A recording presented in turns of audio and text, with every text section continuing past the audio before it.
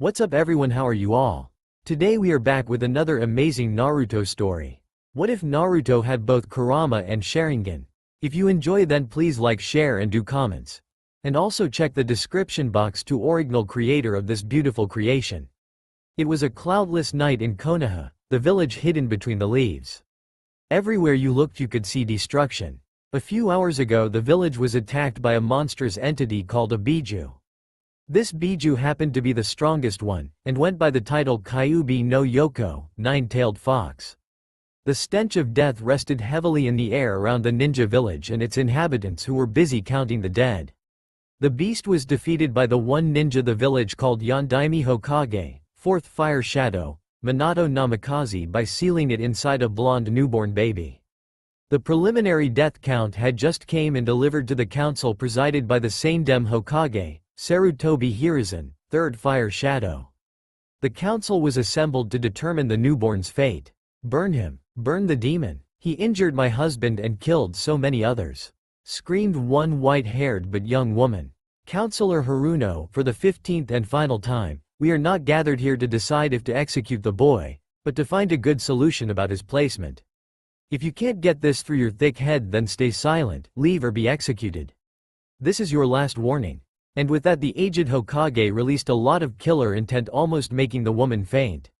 But she wanted to protest until two Anbu, one with a Ryu, dragon, shaped and one Inu, dog, shaped masks appeared from the background shadows and moved their blades near the neck a hair's width from the skin. As you can see, my word will be respected in these proceedings. Besides, I can give you 3 good reasons to ignore your requests.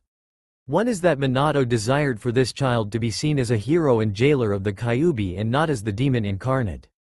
You disrespect his sacrifice to this village and to you indirectly by trying to have this boy killed. 2 would be the fact that the civilian council has no power over military matters such as execution. And his words were interrupted when an aged but not too old man with white long hair, red paint marks on his face and a huge scroll on his back split the doors open and stomped inside. Jiraiya, what is the meaning of this? Asked Hiruzen. I came to give you an even better reason, number 3. He then turned to the council. Because if anything happens to this boy, consider me and my spy network an enemy of the leaf, he proclaimed. The room was in an uproar. Why would one of the Sannin declare war on the village if something should happen to some random brat? Jiraiya-sama, why would you go so far to protect this boy from harm? He is nothing but a monster. A random civilian council member protested until he was silenced by 2 kunai grazing each side of his head and a third near his jewels. I will not let you accuse this boy unjustly like that, growled Jiraiya. Unless you say that you are a seal master greater than Minato or myself. I examined the seal and it is flawless, unless you decide to insult my students, your Yondaime Hokage, and the world's greatest Fuin expert's memory and the Shinigami, a freaking god. You will all shut up and be quiet unless you have a good idea about this child's care or are spoken to. Yelled Jiraiya with loads of killer intent, knocking out 2 civilian members. The Sanedame coughed to clear his throat. Now that discussion is over, let us get back to the matter at hand. This boy needs a family to care for him. Will anyone here take the boy to be raised? Everybody turned their stare from the aged Hokage, until one old man who looked more like a mummy than human with his bandages covering part of his face, one eye and having one other arm wrapped around his waist in bandages, raised his hand. No, Danzo, I will not let you have the hero of our village to turn him into a mindless killer. He is destined for greatness and will not become a pawn in your schemes. Sanedame stared at the old war hawk when this one lowered his hand and clicked his tongue. He then looked at the other members of the Konoha council and was utterly disappointed. Is this the behavior befitting of the villagers the 4th gave his life for? I am too old and must still look after this village and my wife is dead, but my heart weeps that I could not take him in. Jiraiya must maintain his spy network as this village's one and only spy master. Now tell me, what is your excuse? The old fire shadow growled at the people in front of him. Hyuga Hiyashi was the first to answer. I understand, Lord Hokage, as I too would love to take the boy that my closest friend Minato proclaimed a hero. But in my household he would be tortured by his peers and he himself would not understand why, not only because of the Biju but also because of our eyes. I honestly apologize to both you and Minato. The head Hyuga then sat down after bowing deeply. Understandable, as with all clans who poses Kekkei Genkei or secret jutsu. Said Hiruzen, turning towards the civilian part. Do I even need to ask? The counselors still looked away and were silent. Well? Sarutobi screamed. They all shook their heads. The Hokage let out a sigh. Then I have no choice. The boy shall be placed under the supervision of. Danzo was flashing his "I win" grin when Hiruzen finished the orphanage. The war hawk jumped on his feet to say, Hokage-sama, you can't be serious. He must be properly trained to control the beast within him. The boy shall be trained, Danzo. The mummy's eye widened. If he chooses to join the academy at the right age. I will not argue this further with you. Stand down or I will charge you with treason and insubordination. The old man was on a roll with Danzo, who sat down at the sound of that warning. I declare this meeting and its discussions highest S-class secret. You will not be allowed to talk about it under penalty of death. Also, this category of secret is that no one will ever be allowed to speak about the contents of the boy's seal except myself and the boy himself.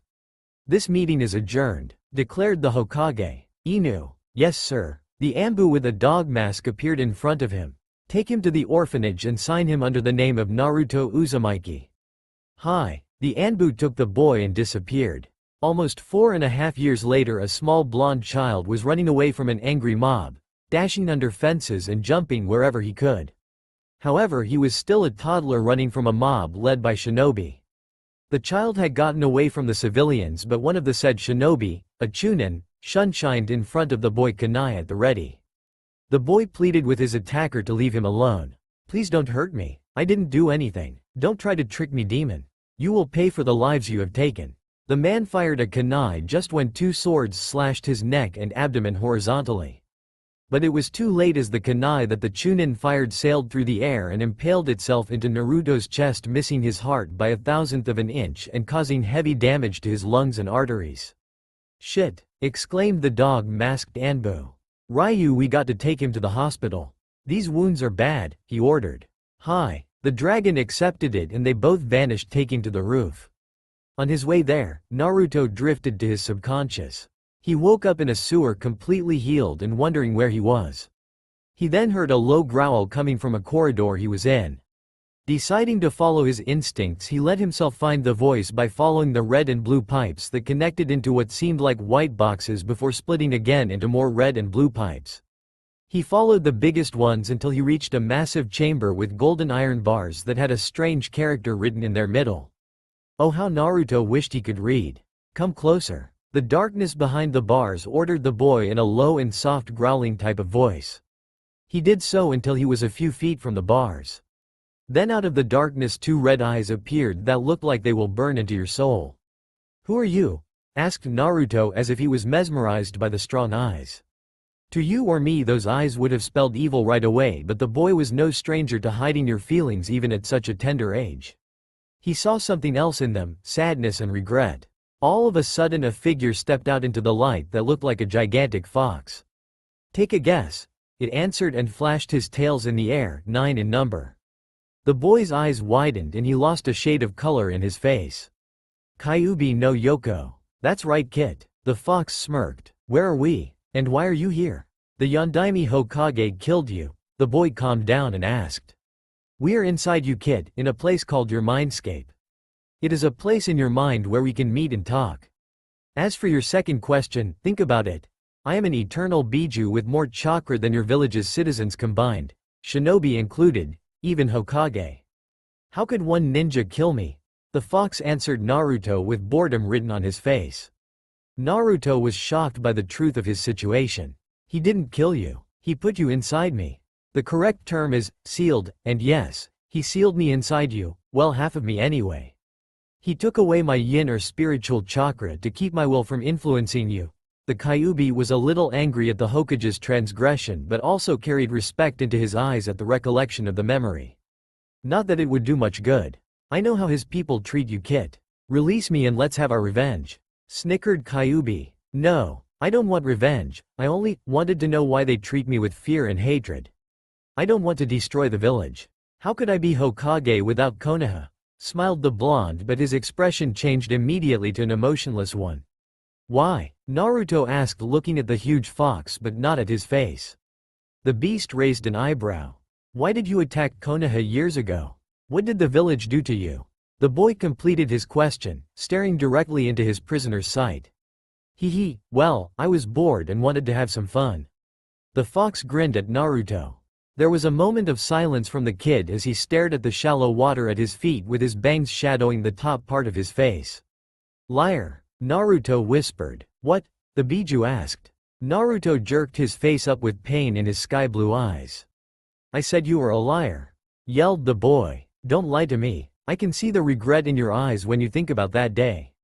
And I saw the pain when you lied. The blonde started sobbing with half-closed eyes. And I can also see that you are not evil at all just. The fox dropped his smile and launched a claw at the child through the bars that stopped near his face. Why did you stop your claw? You had enough space, and if I die in here you will have my body and be free. Naruto stopped sobbing and was looking with compassion at the Kyuubi. This shocked the fox bad as he started stuttering. I don't see. You are not evil, you are just in pain. Why? The boy was concerned for his prisoner. Now the silence came from the fox. Why do you care, brat? Asked the fox, trying to hide his own insecurity. Because I know how bad it hurts when nobody cares if you are hurting. Nobody deserves that kind of treatment, Biju or human, nobody does. Naruto answered sincerely. The Biju was thinking something deep as the top part of his face was shadowed and his eyes were closed. You remind me of somebody I knew a long time ago, Kit. He was also a kind busybody who could read the pain in one's soul. If you don't mind me asking, who? The kid tilted his head slightly with a cute and curious look. The original shinobi, and my father. The sage of 6 paths. The Biju answered as a tear fell down his cheeks. He was also a person who cared for the sufferings of others selflessly. He created jutsus to help the suffering and the weak, and as a result of his battle with my mother, he created me and my 8 other brothers. Naruto listened to the fox in wonder. My mother was a titanic demon called the Gyuubi, 10 Tails. It rampaged across the countryside, leaving destruction in its wake and causing pain and suffering to all that it came across. The old man could not stand this and battled the monster until it appeared as if it was winning. With a flash of genius, the man created a seal and became the first Jinchuriki, human sacrifice, or a human with a Biju sealed inside of him. But it was powerful, and so near his death he used an incredible technique and split its chakra into 9 others, one of which created me. The blonde was sitting lotus style on the wet floor of the sewer prison and was absorbing the knowledge of this story. Before he passed on, he told us that we were born out of the Gyuubi's soul, but we could follow the right path. Kyuubi felt sorrow drown him. I'm sorry, old man, I let you down, he cried, looking to the ceiling. No, you did not, yelled Naruto. Wake up, WHO told you that? WHO made you think like that? Naruto screamed as loud as his lungs could let him. People have used us as tools of war for a long time, Kit. You weren't my first host. I just let their anger and greed leach into me and lost my way into darkness. I failed. The fox was looking depressed. So, when you hit the bottom, there is nothing to do but climb up. Snap out of it, damn it. The past is history. You have a whole future to make amends and change. If you admit defeat so easily, I will personally kick your ass back onto the right path. You have my word, and I never go back on my word, for that is my ninja way. The boy yelled at the fox with diamond-heart resolve. Kyuubi looked at him in wonder and shock. Flashback. An elderly man stood in front of a young Kyuubi and his other tailed brothers.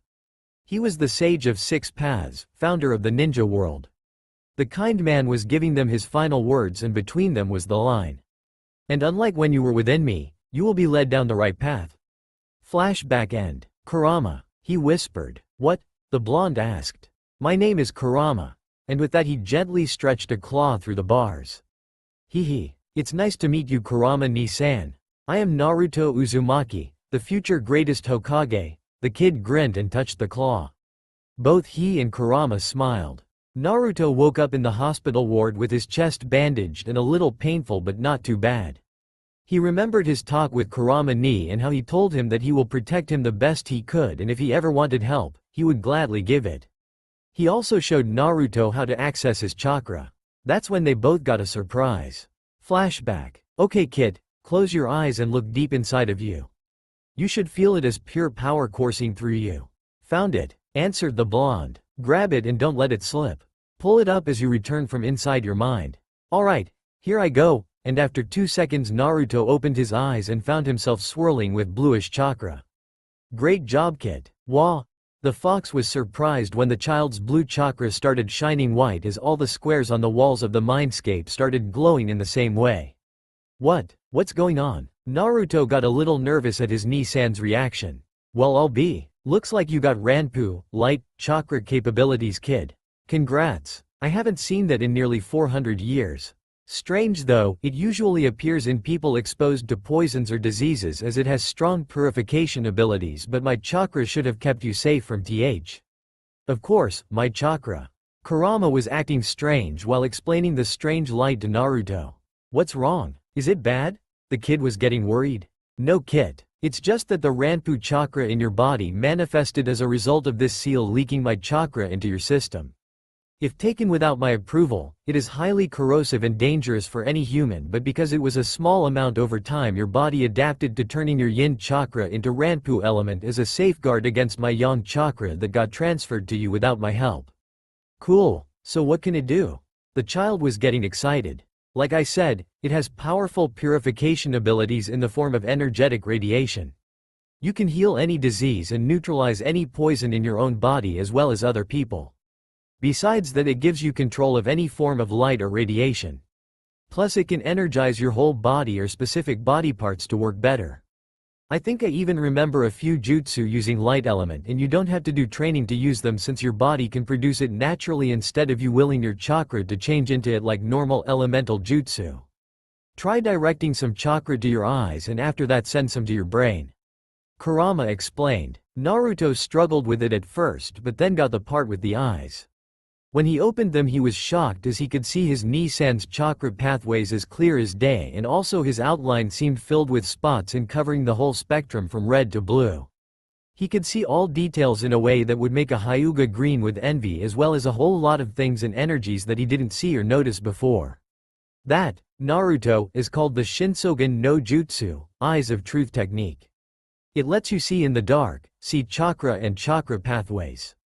Also thermal vision, and judging by your expression that is what you are seeing now in me.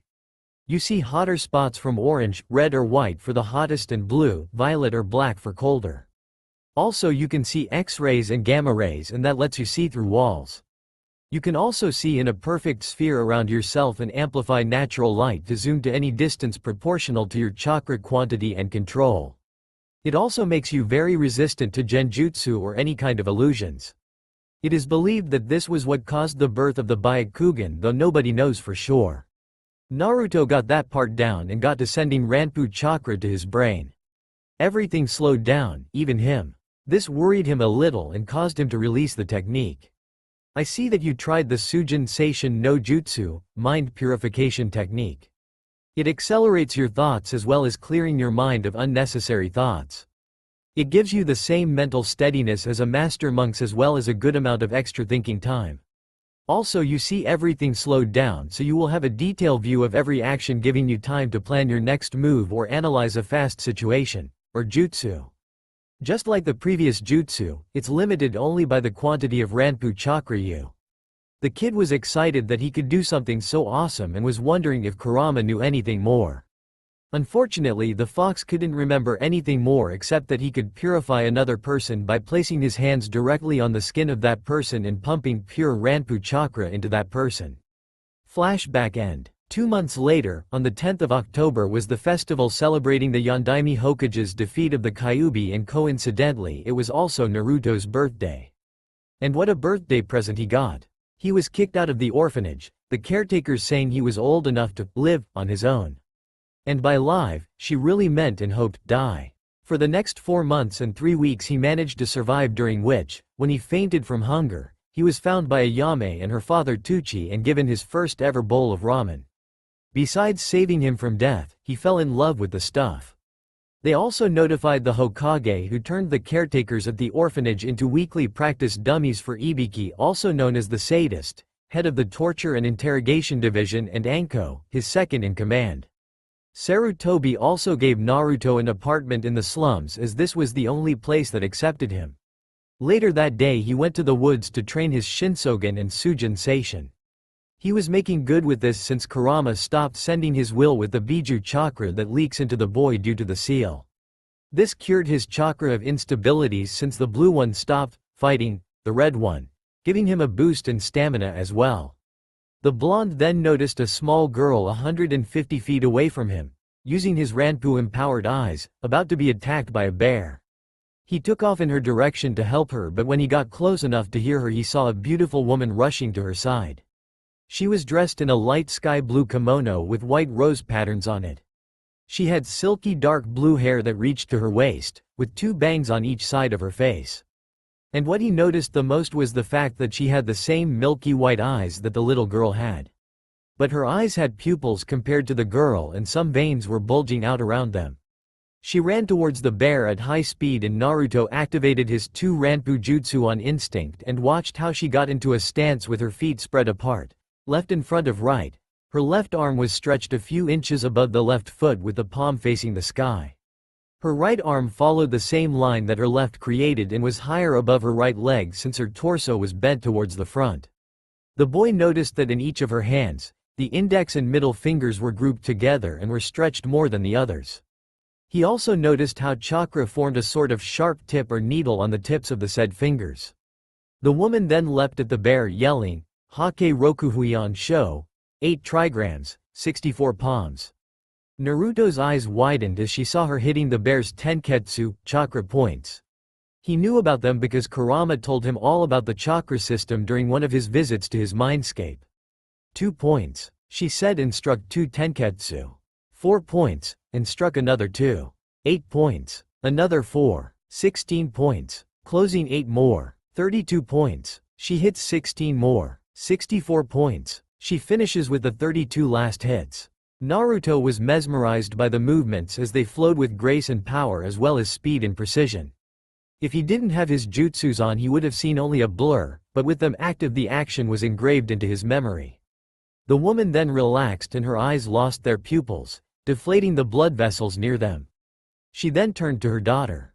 Naruto saw this and took it as a sign to scram. A week later he found himself practicing in the same woods again. He didn't even notice it was late. In the village there was another festival to celebrate the signing of the peace agreement between Konoha and Kumogakure, village hidden in the clouds. There was a huge procession earlier as the head Kumo Nin entered in front of the cloud delegates. For Naruto this meant more noise, more smells of cooked food late into the night and especially more drunkard, avengers, against the demon. He was resting a little with his Shinsougan active when he noticed an unknown presence sneaking into the Hyuga compound.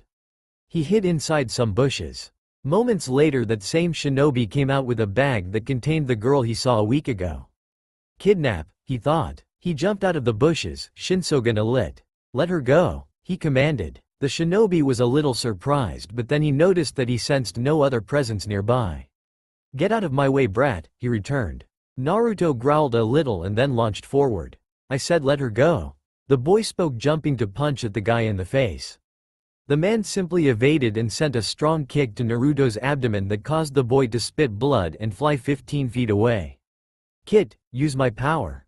Kurama urged the boy. The blonde then felt a huge amount of power surge through him and his body flashed with a thin aura of orange light. He then kicked his feet and blasted at the kidnapper with incredible speed and hit a pressure point that paralyzed the man making him fall limp on the ground. He then checked on the girl and when he noticed she was unharmed he let go of his Ni-san's chakra.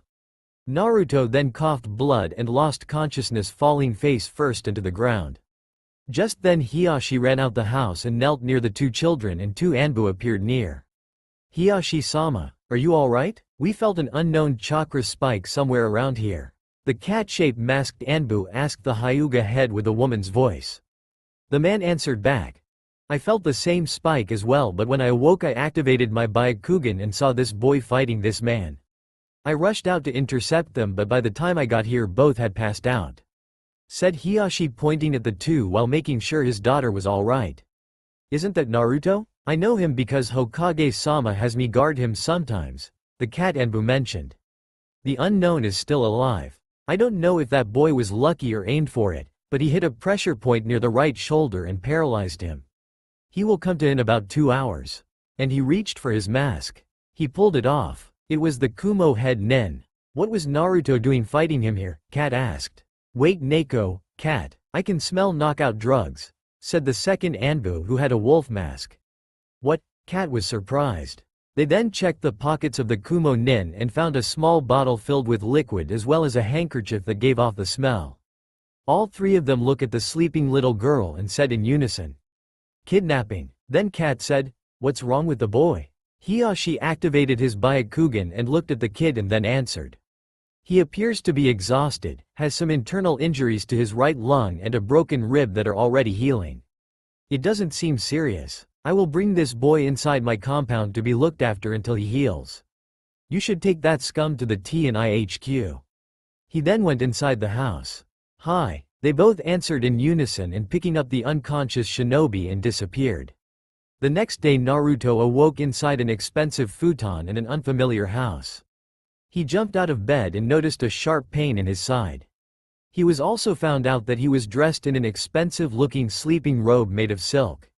Then the memory of last night's fight came to him and figured out that his pain was caused by a kind of injury. Don't worry, kid, I will have you patched up by noon. The fox reassured him. Ni-san, do you happen to know what happened to me after? Sorry Naruto, but when you black out it cuts my connection to the outside world as well. I see. Then there was a knock at the door. Naruto-sama, are you awake yet? A soft woman's voice asked behind the screen of the door. Yes, could you please tell me where are we? We are in the Hyuga compound main branch house. If you can, will you get changed and follow me? Hiyashi-sama wants to see you for breakfast. Sure, the blonde looked around but couldn't find his clothes. Sorry, but could you please tell me where can I find my clothes?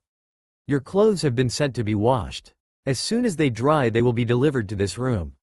Until then feel free to use the clothes on the table. She answered. Thank you. Naruto got dressed in the white silk kimono with a high-quality black sash that was on the table and walked out the door. He then saw the woman standing in a kneeling position, Caesar if I'm not mistaken. She was fair but not what you would call a stunning beauty, but she radiated a calming sensation. She had the same milky white Byakugan as the rest of the Hyuga and was dressed in a simple yet expensive-looking kimono with a dark blue sash and had a long piece of white silk covering her forehead tied in a cute bow tie to the right of her head highlighting her dark blue hair. Follow me please, she said after getting up. Would you mind me asking your name, miss? Naruto said a little shaky, still nervous for being in the compound. Yukihime Hyuga, but you may call me Yuki, she smiled. Nice to meet you, Yuki-san. He bowed his head slightly. She did the same. Moments later they arrived at a large door and Yuki said, Hiyashi-sama, Naruto-sama has arrived. Send him in, Hiyashi answered. She opened the door and Naruto entered. The door closed behind him and the boy noticed that he was in a big dining room with Hiyashi in the center of what looked like a group of old Hyugas. Except that to the man's right stood the same woman that defeated the bear and to his left stood what looked like a clone of Hiyashi, only that he was wearing a Konoha Nin's Hite 8 headband. Naruto stood standing 2 steps away from the door. Kurama had taught him proper etiquette when dealing with nobles. One of the rules was to never do something if they don't invite you first. Please, sit down and eat. The head Hyuga invited Naruto. Thank you, sir. Naruto bowed and took a place at the table, but before he ate he had to ask something. I thank you once again for inviting me, Hiyashi-sama, but I must ask, why are you doing this for me? He asked, hoping he wasn't rude. Is it that odd for a father to offer a meal to his daughter's rescuer? You are only 5 years old and yet you have received internal injuries fighting for my girl's safety. I would like to thank you and offer you a room to stay here until you recover. Naruto blushed and looked in his lap until he hears a kind and loving voice. And I would like to thank you as well. You risked your life for a complete stranger and that is a very commendable action, said the beautiful woman next to Hiyashi. It was nothing. Forgive me, but who are you? Oh my, forgive me, I forgot to introduce myself. I am Hinata-chan's mother. My name is Hyuga. Just then she was interrupted by an old man at the end of the table. Never. I will not allow that demon spawn to desecrate our clan's name even if I die fighting, and with that he charged at Naruto with his left hand forward and his right back. Naruto activated his Shinsougan, Sujin Seishin, and drew on the Biju's chakra, barely dodging that man's Juken strike. Shit, he really is trying to kill me. There is only one thing I can do now, and I do hope it works. The blonde jumped back and flew through an open door into the Hyuga's backyard. He then proceeded to stand still with his eyes closed. The old man came charging at him, ignoring Hiashi's orders to stand down. He then fired a palm full of chakra at Naruto. Naruto spun on his heel and avoided that strike, surprising everyone present. He was 3 feet away from the old man when he opened his eyes, and they were shining with an intense white glow. He then bent his torso towards the elder Hyuga and spread his legs, left forward with his arm above it, palm to the sky. The right side was a mirror image of his left, with the mirror being the boy's spine. The elder seemed to be frozen in place from the sight. A green yin-yang circle appeared with both of them in the middle of it, at the center of other concentric green circles. The blonde then said in a voice that lacked emotion, "You are within my reach. Hake hyaku nijuuhachi show. 8 trigrams 128 palms." He then gathered Kurama's chakra to energize his body and blasted the senile old Hyuga's non-vital tenketsu. 2 strikes, 4 strikes, 8 strikes, 16 strikes, 32 strikes, 64 strikes. By now the old man was backed against a wooden training post that was being cracked by the intense chakra that went through the old man. 128 strikes, and with the last hit, the massive wooden post was destroyed and the elder sent flying to a wall, cracking it as he hit. He then fell limp and panting. After confirming his opponent's defeat, Naruto relaxed, allowing the Biju's chakra to recede. This made him wobble and pant, as the strain of this energy on the boy's young body was a little too much for it to handle. Then he heard a thud. The blonde turned around and saw a lot of stupefied Hyuga besides Hiashi and his clone, kneeling over his collapsed wife, both of them calling for a doctor. Naruto gathered what remained of his stamina and jumped to their side. "What happened to her?" the boy said as he dragged himself to Hiashi's side. The man was holding his wife's head as she was unconscious, breathing hard and sweating like she had a bad nightmare. "My wife has a sickness that causes her internal organs to poison her body, and it only gets worse whenever she is stressed or excited. The birth of our second daughter Hanabi made it worse, to the point that she can die from just about anything that causes her surprise or upsets her. I try to protect her the best that I could, but this event might just be." The apparently emotionless man felt a tear dripping down tear as he closed his eyes and bit his lip. Naruto was torn up inside by this news. Even though he was defending himself, he was to blame for this as well. And she was one of the few people that looked at him kindly and even appreciated him, and she was now dying, slowly poisoned by her body. "Wait, poison? That's it." The blonde remembered something. "Kurama," he started mentally shouting. "What is it, kid?" the fox responded. "Please, give me all the power you can," answered the boy. "What's wrong? Ask me later, now please." "Okay." Naruto felt power rising up from within him. He started glowing, being covered by an orange aura that looked a lot like flames. Think chakra cloak, but make it more transparent and less obvious, making some of the Hyugas present take a step back. In one swift motion he exposed the collapsed woman's abdomen and placed his right hand on it and his left on her forehead. Hiashi almost backhanded him. How dare he disgrace his wife? Has this boy no shame? But the man then noticed the boy's hands glowing intensely white that made it difficult to look at them. The hands glowed even brighter and the light extended from his hands, slowly covering the woman's body. Hiashi then noticed that the color in his wife's cheeks was returning and her breathing was returning to normal. She was calming down. Intrigued by this change, the man activated his Byakugan and watched as the white chakra flowed through his loved one's body, removing any harmful substance from her bloodstream, energizing her as it passed through her organs. When this was finished, the woman lay peacefully asleep and Naruto passed out from exhaustion. "Ni-sama, honorable brother, what happened?" Hiashi's clone asked. "Hisashi, this boy, that chakra, cleaned my wife's body and strengthened her. I don't know how, but he purified her blood and saved her life. He passed out from the strain. Take him inside to rest and have someone watch over him," ordered the head Hyuga as he picked up his sleeping wife bridal style and took her inside the house. "Hi," Hisashi answered and moved to the boy, lifting him up in a similar manner.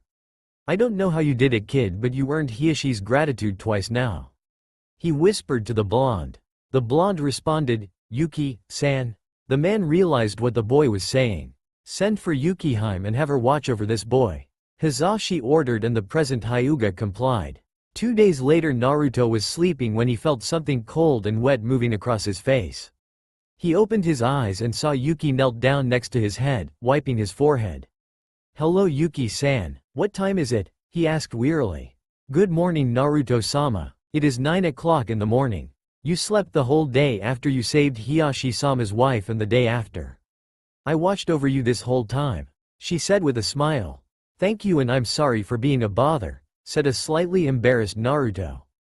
It was no trouble Naruto-sama, she answered to the boy, but her eyes clearly showed pain.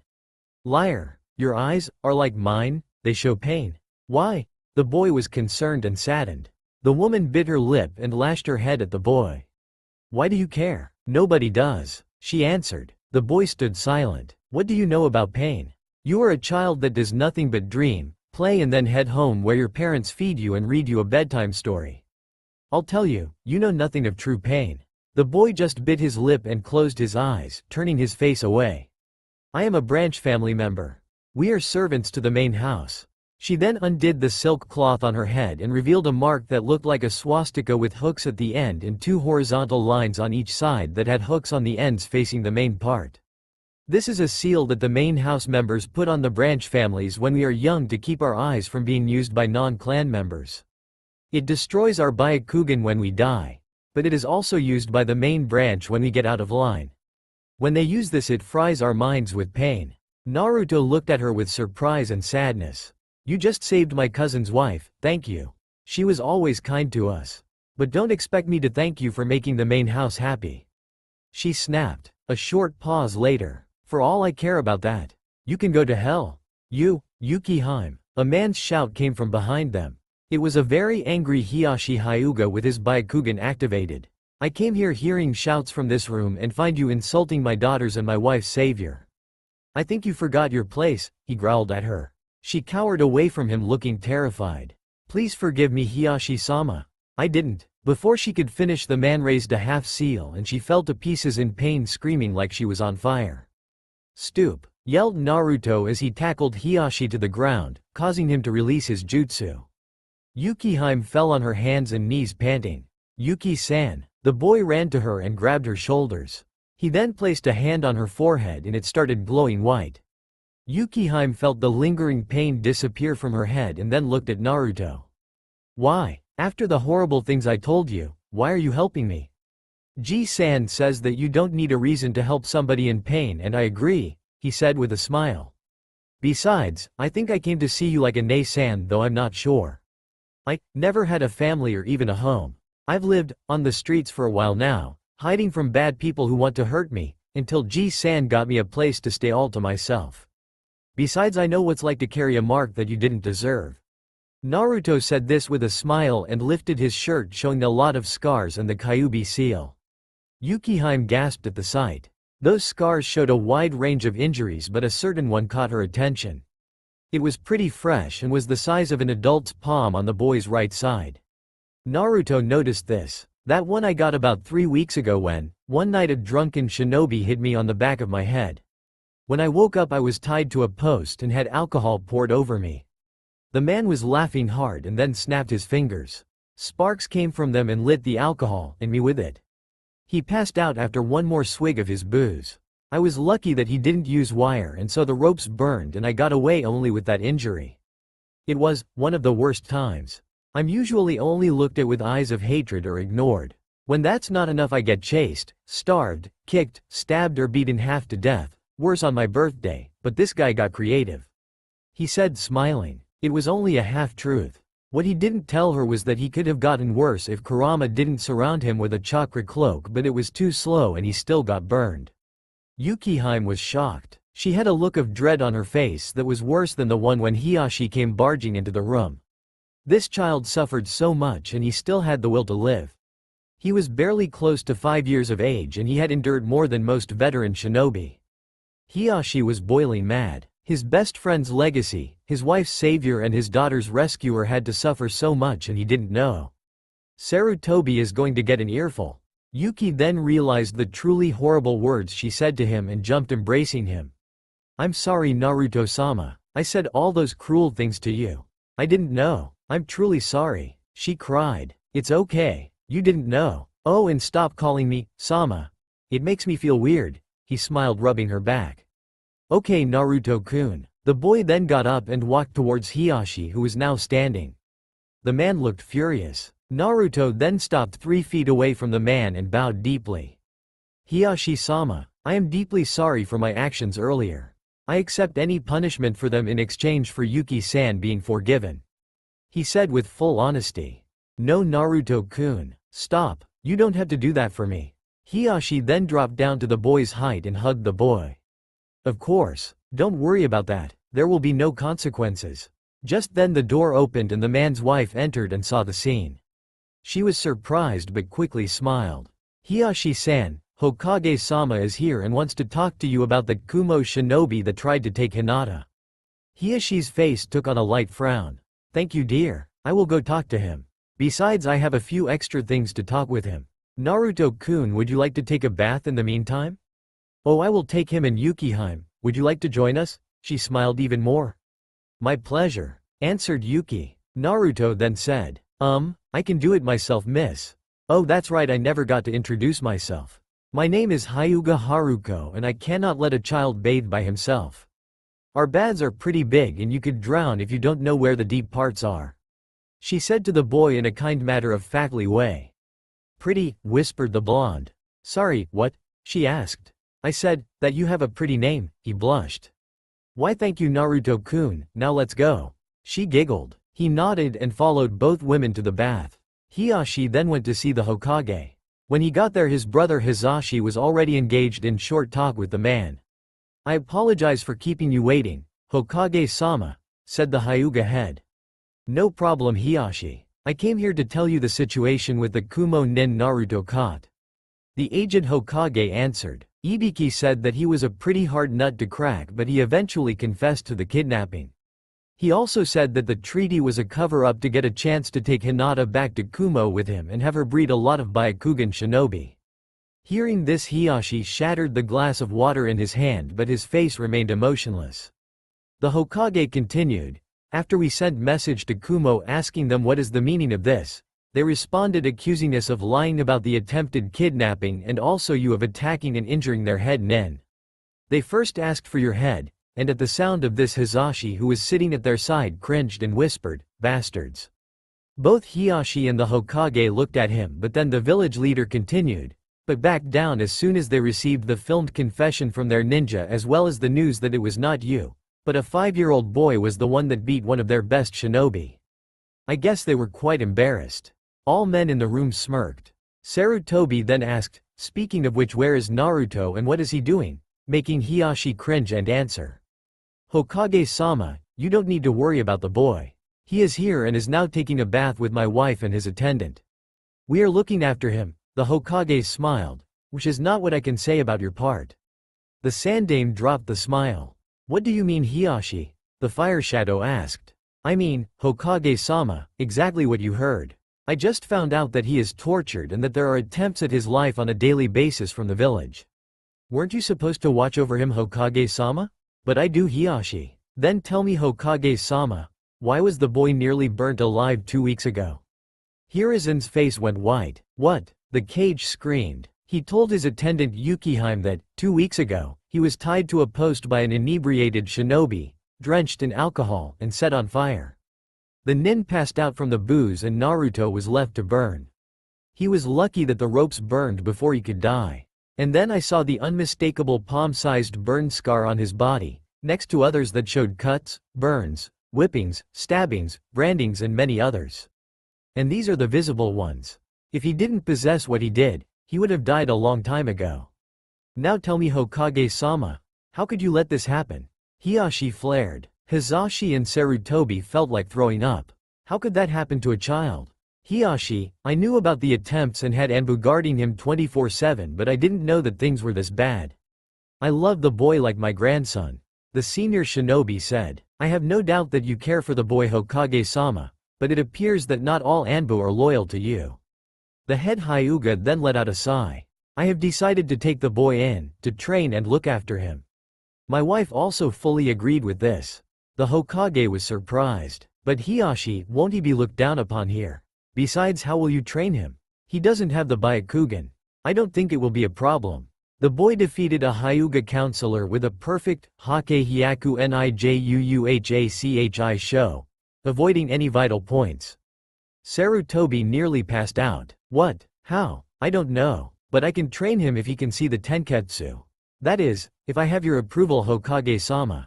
Hiruzen got into a thinking pose for a couple of seconds and answered, I need to speak to Naruto first. Just then the doors opened and Haruko entered. Oh my, I'm sorry for interrupting your conversation. I thought you would be finished by now. She said with a gentle voice. No problem, I was going to call for Naruto anyway.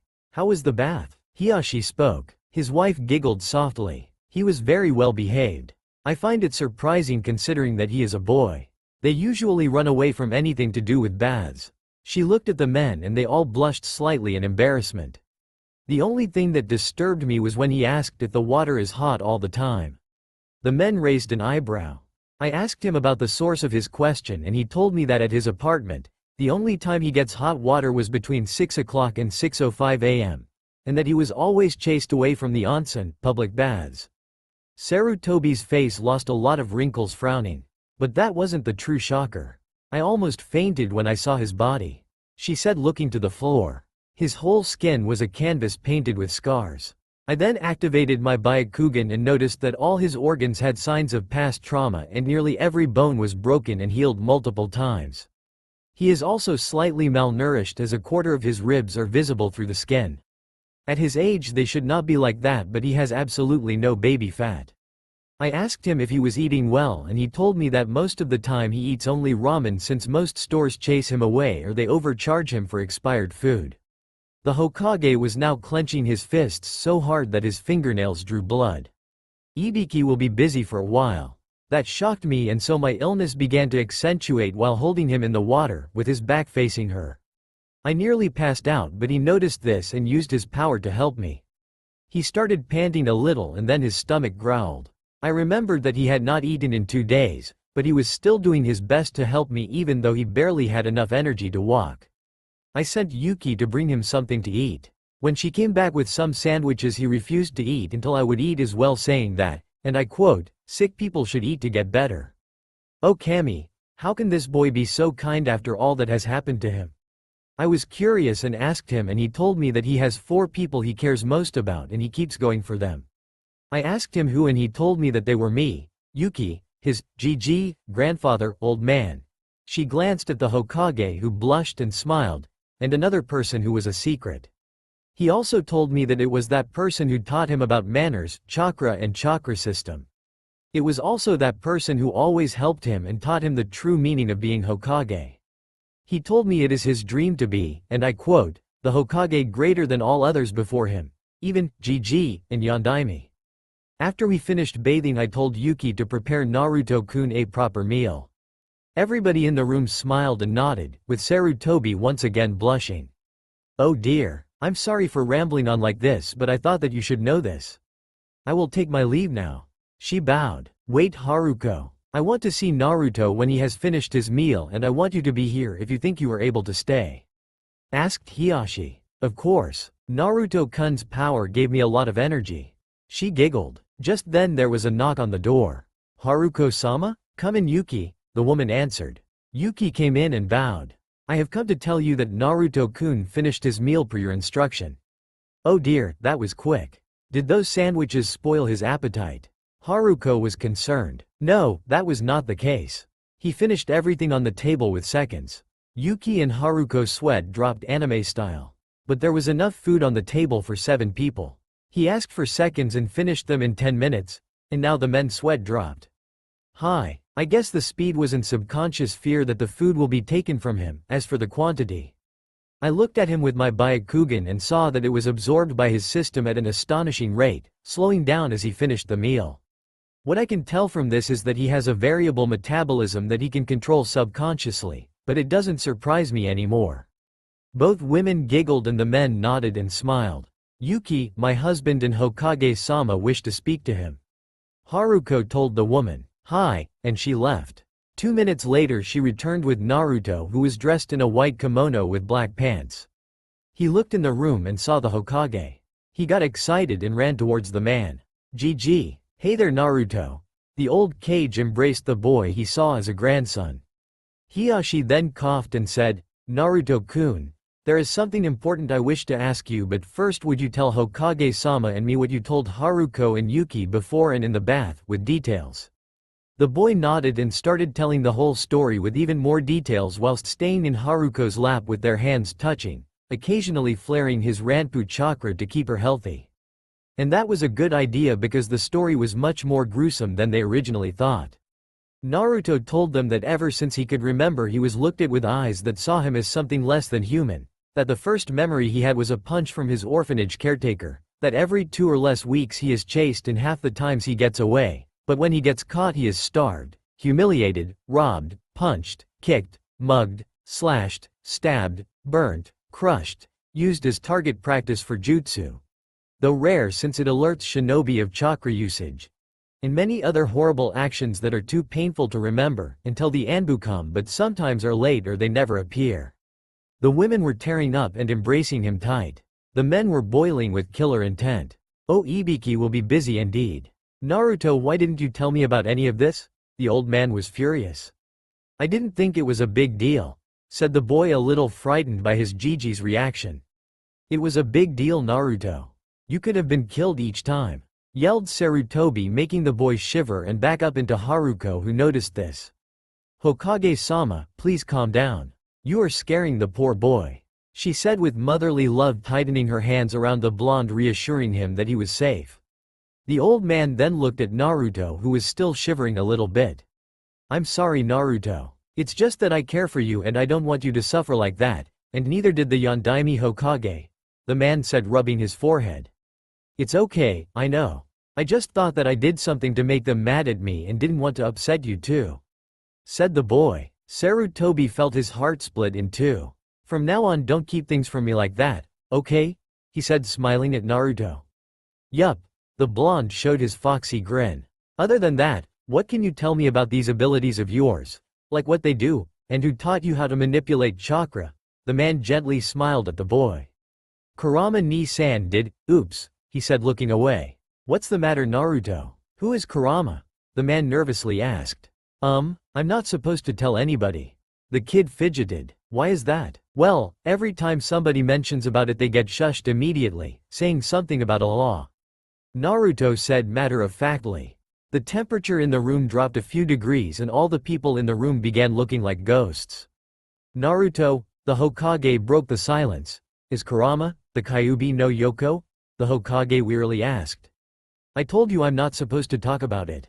I don't want to break the law," the boy said, lowering his chin into his chest but keeping his eyes on the old man. The old man's sweat dropped. "I know about the law Naruto, and you and I and anybody else who you tell are allowed, so come on, is it the Kyuubi?" The old man hoped not, but Naruto nodded, much to his displeasure. "Naruto, that demon is evil and dangerous. You should know better than to talk with it." "He could," Hiruzen shouted but was interrupted by the blonde. "Stop it, don't be mean to Kurama ni-san. He is not bad. He helps me all the time while you don't even know about me being beaten. You don't know anything about him." Naruto snapped at the man, making him jump in surprise and a little shame that the boy was right about him not knowing about torture. "But Naruto, if he isn't evil, why did he attack the village last time?"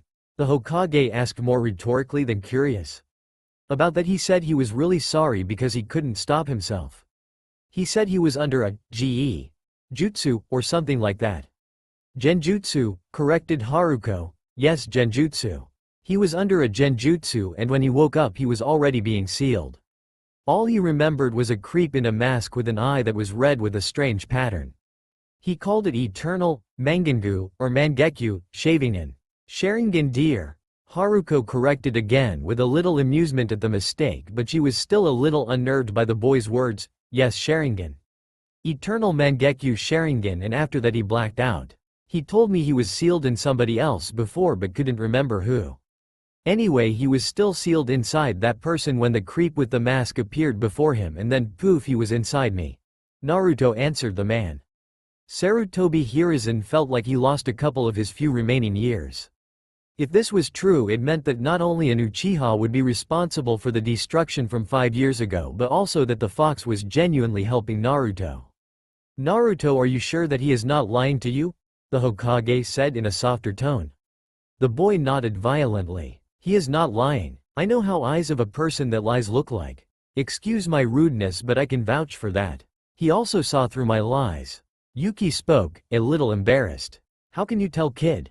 Hizashi Aked. Well, Mr. Hizashi Hyuga. The blonde was interrupted. Well, Hizashi-san. I always notice how most people look at me with anger, and I try to stay away from them so they won't beat me. I guess I just got used to looking at everybody's eyes and try to figure out how they see me. From there I must have figured out how to tell lies. I can also see the pain when people are hurting. The blonde answered. How so? The man asked. Well, they look like mine. This made everybody flinch. So don't be mean to Ni-san. He's a good guy. It's just that he's lonely and misunderstood. And Naruto proceeded to tell them the story about the birth of the Biju and the Sage of Six Path, about how greed and ambitions changed the beasts for the worse and how Kurama fell into despair and succumbed to anger. The people in the room were deep in thought. The story seemed plausible. That would mean that the Sage of Six Paths was real and that the beasts were his legacy.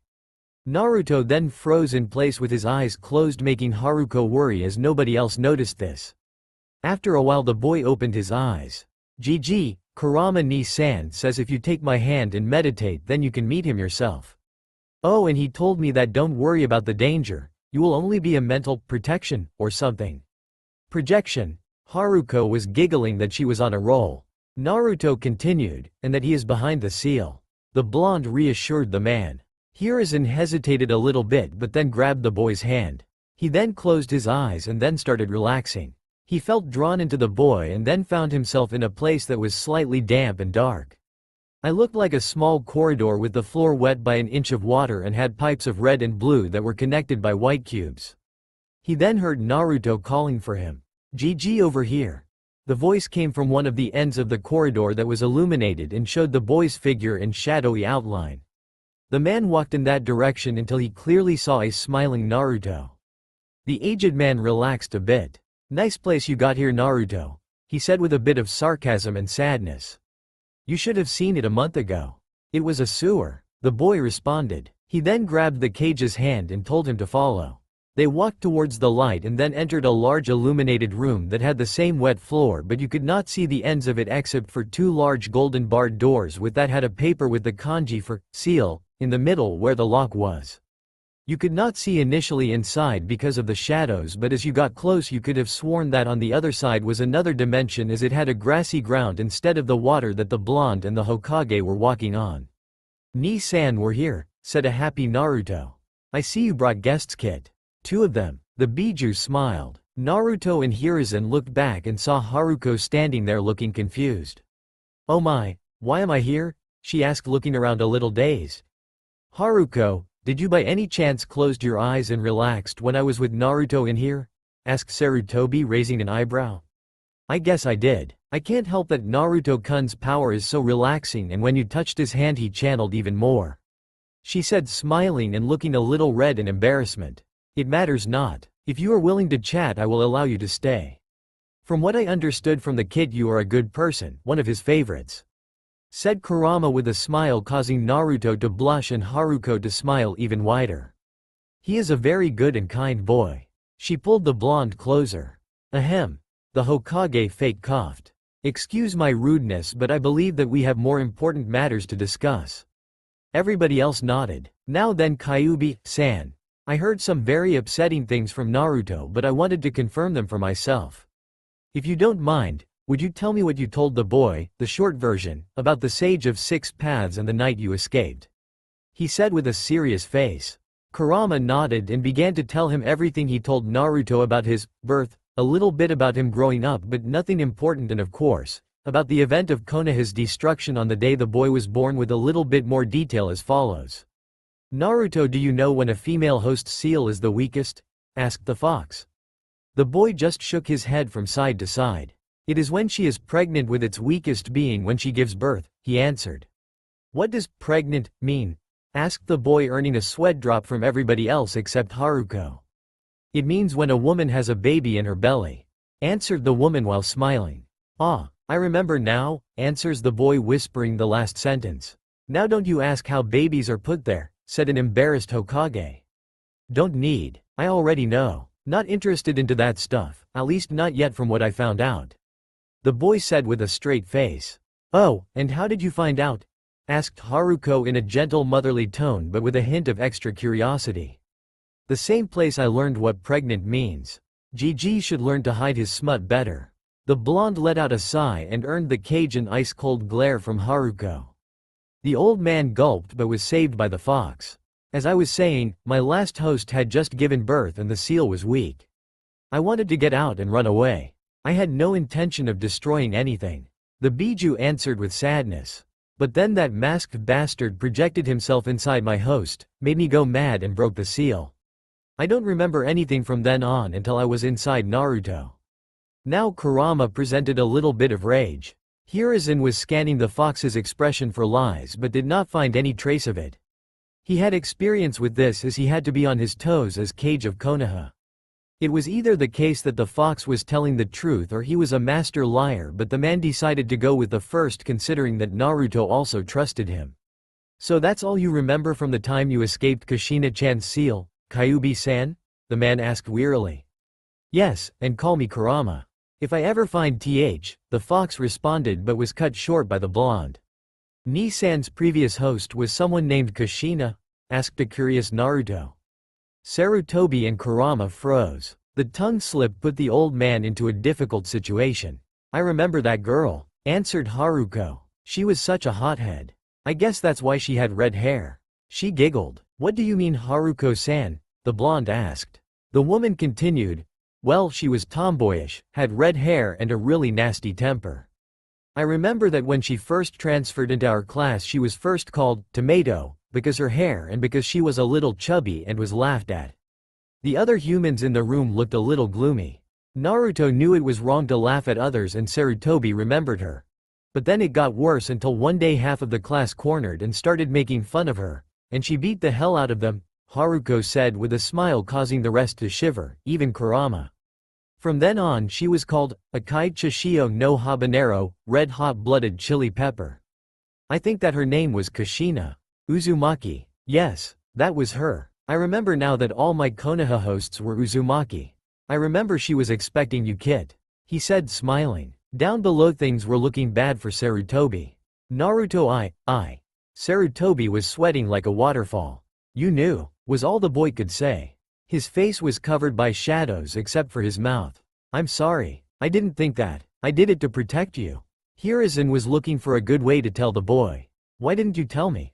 I did it to protect you, Naruto. Your mother had powerful enemies and you would be in danger. We couldn't let them know that she had a son, you would have been in danger. The Hokage was desperately trying to calm the boy. He watched as tears fell down the boy's cheeks. Kurama could feel his emotions but decided to stay silent. And the fact that I am the only Uzumaki in the village is very discreet, he said, making the cage grab his head as he realized the mistake. Who was my dad? Naruto asked in a muffled tone. I don't know. The man put on his best poker face as he answered. Who was my father? The boy asked louder but not screaming. Naruto, I really don't know. The village leader started sweating. Don't lie to me. Naruto looked up with teary eyes and blazing white pupils. Why are you lying? Why aren't you telling me? Do you know how many times I went to sleep while crying? How each night I think that my parents hated me. That they gave me to the Yondaime to seal the Kyuubi in me and then left me to die? Do you know how bad it hurt to see every other kid has a parent? Or even someone that cares for them when you are forced to dine in a dumpster? Do you? The boy broke. Hiruzen was close to breaking down. He couldn't believe what went on inside the boy. I asked you countless times about my parents but you didn't know anything. I didn't know if they are dead or if they left me to die. Now tell me why do you still hide them from me? The old cage's knees gave way as the echoes of the boy's words hit him time and time again. He fell on his bottom, with him still looking at the boy who wasn't angry at all but was deeply sad. I tried to protect you, Naruto, from both the council and foreign affairs. Both your parent had powerful enemies that would have stopped at nothing to kill you if they found out that you were their son. Please, Naruto, understand that I did the best that I could to help you. Bowed the man. I will ask you one more time. The blonde could crush rocks with that stare. Sarutobi closed his eyes and said, Minato Namikaze, the fourth Hokage. The boy's eyes went wide for a moment and shut closed after sobbing silently. I know that I caused you so much pain and I know that I failed you, forgive me. The Hokage bowed deeply. I forgave you a long time ago. I resolved that if you knew and didn't tell me you had a good reason not to. Answered Naruto, causing the cage to look back to him. But know this, you told me once that trust is gained hard and lost easily and that to gain trust you have to give even more back. The boy closed his eyes. You didn't trust me to know who my parents were, you didn't trust me to keep their identity secret. If you told me to keep this a secret, they could have roasted me slowly and I wouldn't have talked so as to not disappoint you. Screamed the boy, making the cage start crying. Today you have gained my forgiveness for this, but you also lost my trust, and it will take a lot to get it back. Hokage-sama, said Naruto, turning his back to the old man while he was stretching his arm out as if he wanted to grab the boy. Those last words fell on the man's heart like a ton of bricks. He was no longer GG, no longer Naruto's grandfather. I understand, Naruto. I let you down and I deserve that, but please do not hate your parents. They loved you more than anything and they wanted to see you grow up, but they died, impaled by Kurama-san's claw. Kurama looked down and away. Naruto turned back with a smile. Hate them? Why would I want to hate them? Everybody else blinked twice in confusion, anime style. They died protecting me and the village and gave me a friend and brother. They were great people that I can look up to. Just wait, Hokage-sama. I will surpass you and Dad, and then I will come for your seat. I promise you that, he said, raising a fist in a kind of straight punch motion. Kurama mentally renewed his vow to protect and help Naruto. The cage said that he will be waiting, and Haruko gave him a motherly kiss on his cheek that made him blush. Also, Hokage-sama, I want my dad's jutsus, Naruto said in a serious way. Hiruzen got into a thinking pose. Now that is a problem. I can give you the scroll for the jutsu, but it might be stolen from you or fall into the wrong hands. I know you are strong, but you are not strong enough to protect it, said the man, with Naruto first pouting a little but agreed to the man's logic. The boy heard stories about how powerful the Hiraishin and Rasengan were and knew most people would die to get them. It didn't help that he was the demon brat, and that was a world of trouble alone. But I'll do better. I will have my guards teach you the Hiraishin and some other exercises secretly. They were your father's guards and they know it, but you will have to adapt it to yourself. Also, you are not allowed to use it until you are genin. Promise me that, said Sarutobi, and the boy promised. As for the Rasengan, I don't know anybody who can do except Jiraiya, your father's sensei, and he is out of the country for the next 5 years. I will see if he wants to teach you when he gets back.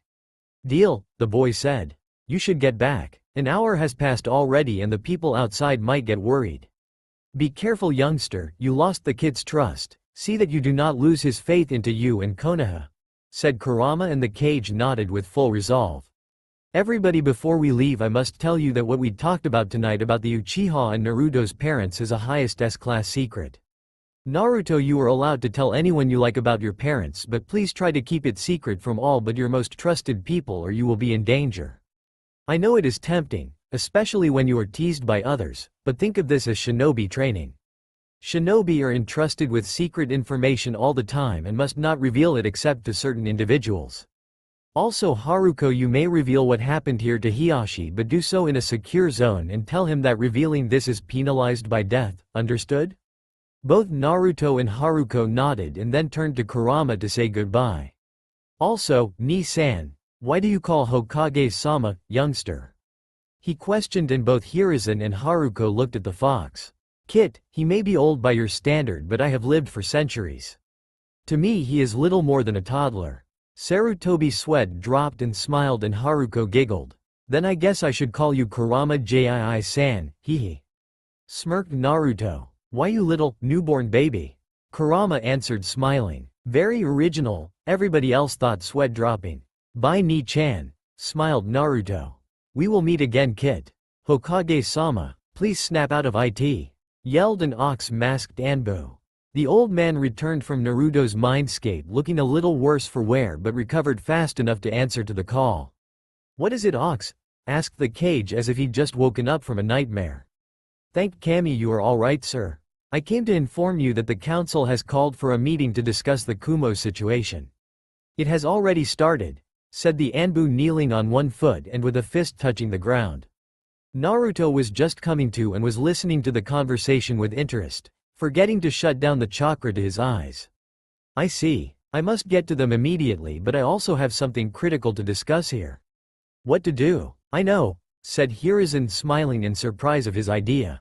The aged cage got up and put his index and middle fingers from both hands in a cross shape and yelled, "Kage Bunshin no Jutsu, Shadow Clone Technique."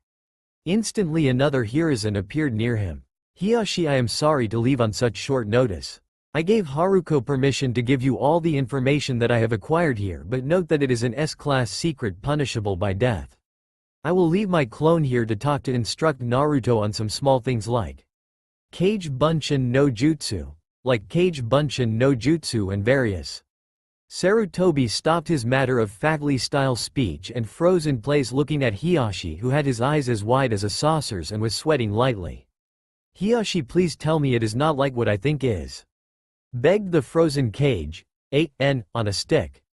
I'm afraid I cannot lie, Hokage-sama," said the man, dropping his head and closing his eyes. Hiruzen let out a sigh and turned around to see 10 identical Narutos smiling at him. "Hey Hokage-sama, this is so cool," all boys said at once. Hiyashi noticed the change in the way the boy addressed the man and, while he was happy that the blonde was giving the proper respect to the village leader, he couldn't help think something was wrong but kept his curiosity to himself. "Naruto, how did you?" The cage was stopped by the Anbu. "Hokage-sama, the meeting, we must go now," said Ox, who was just as curious but kept his cool. The Hokage let out another sigh and left with the agent after saying goodbye but leaving his own clone behind. "Naruto, when and how did you learn that jutsu?" the clone cage asked. "Just now, and since I forgot my Shinsougan no jutsu active and saw you do it. Normally I would have to practice to get this right, like with the 8 trigrams 64 palms and 8 trigrams 128 palms, but this jutsu was pretty easy. Remember that in the original Naruto learned this jutsu from a scroll with nobody to show him how, tired after running from shinobi and in a couple of hours, and now he saw how chakra moved. He has a little better control and saw an example in front of him." "Naruto, are you alright?" asked the worried old man. "Sure, why wouldn't I be?" The boy his head to the side in a cute manner. "Because this jutsu is a B-class kinjutsu that can kill you if you make too many clones. Even I become tired if I make that many clones. It takes a lot of chakra out of you." The cage answered. "Oh, then it's no problem. I saw with the Shinsougan that I have more chakra than most ninja with those green vests. I think that they were called Shu-Enin. Also Ni-chan fills my chakra when I use mine, so I don't get really tired unless I use it too fast or in one go," he said with a smile. The old man lost a lot of wind sighing today. "They are called Chunin, Naruto. And if that is the case, I will teach you how to use the jutsu properly, but promise me don't go overboard with these techniques, at least until you get your Hite 8. The man asked Naruto, giving up trying to argue with the boy. The blonde happily nodded. "I'm serious, Naruto. If you feel even slightly winded, wait for Kurama-san to fill you up again until you use it, unless it's in life or death situation. Promise me," the man said, grabbing the boy's shoulders. "I promise on my Nindo," he said with a very serious expression, and dispelled the clones. That was as good as a lethal blood seal placed on the kid. He never went back on his word when he promised, even more so when he did it on his Nindo. "Ahem. Forgive my disrespect, Hokage-sama, but I wish to ask the boy how he learned my family's advanced taijutsu moves," asked Hiyashi. "No problem, Hiyashi. I'm also curious." Then they turned to Naruto, who was still holding Haruko's hand but was now standing up as her legs fell asleep with the boy sitting in her lap, so he wanted to let her recover. Naruto told them about the event 5 months after his birthday when, while practicing Sujin Seishin and Shinsougan, he spotted Hinata about to be attacked by a bear. He was about to jump in to help her when he saw Haruko floor the beast with the 8 trigrams 64 palms. "My jutsus were still on and I was able to see how she did it. It was like a beautiful and deadly dance. I tried to do it myself and got it down in 4 days. The boy flashed his foxy smile. After I got the basic movement I just upgraded and finished just as that bad man was taking the girl. He said with a cute expression between pout and anger. Hiruzen was wiping the floor with his jaw. Hiashi was about to slap himself to wake up. Did this child just learn one of their most advanced moves in 4 days without instruction or background and recreated its more powerful variation in 2 other days? How much talent did this child have? He was even more convinced now to take in the boy for more reasons. One being that he could be a great addition to the clan's friend list and the other being that he didn't want the boy to teach more ruthless people the Jukin's fighting moves and weaknesses. Haruko on the other hand was blushing a little. After all, Naruto just complimented her movements that day and was also a little honored to have been the boy's first sensei, teacher, even if unofficially. She giggled, "Oh my, Naruto-kun, I'm not that good." "Yes you are, you moved like a flower in the wind. If I wasn't using Sujin Seishin I wouldn't have seen any movements." "I was lucky," he chirped. Haruko blushed even further and hugged the boy. "Well, remember that one, Naruto-kun. That's how mothers get when defending their babies," she said, but realized the mistake, feeling the boy's chakra getting restless through her hand. "That's how I would like to be for you," she said, smiling at the boy, who instantly jumped up in surprise. "What do you mean?" The boy was still a little upset but was more than curious to hear her out. "Well, ask Hokage-sama after he finishes explaining the shadow clone. I'm sure Hiashi told him what I mean." She put a finger on her lips, in a "I'm not telling" pose, and the other hand on the blonde's cheek. Naruto turned to Hiruzen, pouting a little but with stars in his eyes. "Ahem, as I was saying, Naruto. The Kage Bunshin is an advanced kinjutsu that is used mainly for espionage." The professor started his lecture, but Naruto raised his hand school style. "It means spying, dear," answered a smiling Haruko, and the boy dropped his hand. The Hokage then continued, "It is used for spying because it creates an identical, that means exactly like the original, clone of the user. After it is dispelled it transfers, that means it sends the information it learns back to the user." He tried to explain it so that a child could understand, but failed. Naruto was looking like a student the night before the exam with a "da fuck is this shit" expression. The Kage rubbed his temples. "Let me explain, Hokage-sama," chirped Haruko. "Naruto-kun, do you know what movies are?" The boy nodded. "Well, imagine that the clone makes a movie of what he goes through, and when you dispel it, that means stop using it and send it away. At that moment it gives you the movie of what he did, or learned, back to you so you can play it in your mind," she explained in a motherly manner. "Oh, so that means I get its memories when I send it away, right?" the boy said with wide eyes of understanding, looking at the Hokage. The men's sweat dropped and Hiruzen asked, "Haruko, how did you do it?" He said, disappointed in himself that even though he was the professor, he had a very hard time getting through to the child. She giggled and answered, "You forget that I have a girl the same age and a nursing baby." The old man dropped his head between his shoulders. Being the Hokage, he had left his wife to raise their kids, so he was lacking in this department, but recovered quickly and turned to Naruto. "So do you understand the shadow clone now, Naruto?" The boy nodded. "Good. Now before we get to the main topic, I want to ask you about your abilities." He looked at the blonde with interest. Naruto told the man what Kurama told him about his Ranpu chakra and its offspring jutsu, the Shinsougan and the Sujin Seishin, as well as the chakra's restorative powers. "It is a wondrous power indeed," said Hiruzen, with Hiashi and Hizashi nodding in agreement. "It gives me an idea. Naruto, how would you like to learn medical jutsus?" The word jutsu immediately catches the boy's interest. "When you will be 7 I will have someone instruct you." The boy pouted at the fact that he had to wait, since you will be busy using the Hiraishin, as well as a surprise if you accept it. The boy tilted his head to the side and a question mark almost appeared on top of his head, causing Haruko and the Hokage to giggle. "Well, we came down to the main topic. Naruto, do you want to live here?" said the smiling old man with a little suspense. Naruto had a clueless expression and a crow flew in the background even though it was nighttime by now. He then looked at Haruko, who nodded, and then at Hiashi, who did the same. "I know that this may seem like a dream, but..." Hiruzen didn't get to finish because he saw Naruto in Haruko's arms sharing a deep embrace. "I'll take that as a yes," said the Hokage. Alright, I will make the necessary arrangements. I wish you all a good night in Naruto, be on your best behavior. And, poofed, out of existence. Naruto got out of the embrace and walked towards Hiyashi and his brother. He stopped 2 feet from their table and bowed deeply to the man. Thank you Hiyashi-sama, he said. The men smiled lightly but immediately went to their emotionless expressions. It was no problem Naruto. I am sorry that my clan's laws and regulations forbid me from adopting you, but I can offer you a permanent guest position. But that is for the better, I think, since it will prevent some of the non-cooperative members of the clan to use the clan seal on you," said Hiyashi, making his brother cringe a little bit. "But please think of me as your father. I will also teach you the clan's Jukin techniques," he said, surprising Hisashi. "But Hiyashi-sama, aren't those techniques secret?" Naruto asked. "Well, there are some regulations concerning main family forms and branch family forms, but those do not concern you. Since the Jukin is only useful with the Byakugan, I guess nobody made rules concerning non-clan members," answered the man, with both Hyuga males smirking at the last part. "Well, I guess you can." Hiyashi was interrupted when by the door guard.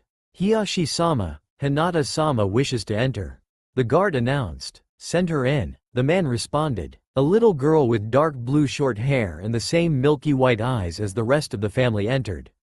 "To-sama, I understood that Ka-san was here and she wanted to continue, but then saw the blonde boy with whisker marks on his face looking a little dazed at her, but soon he smiled.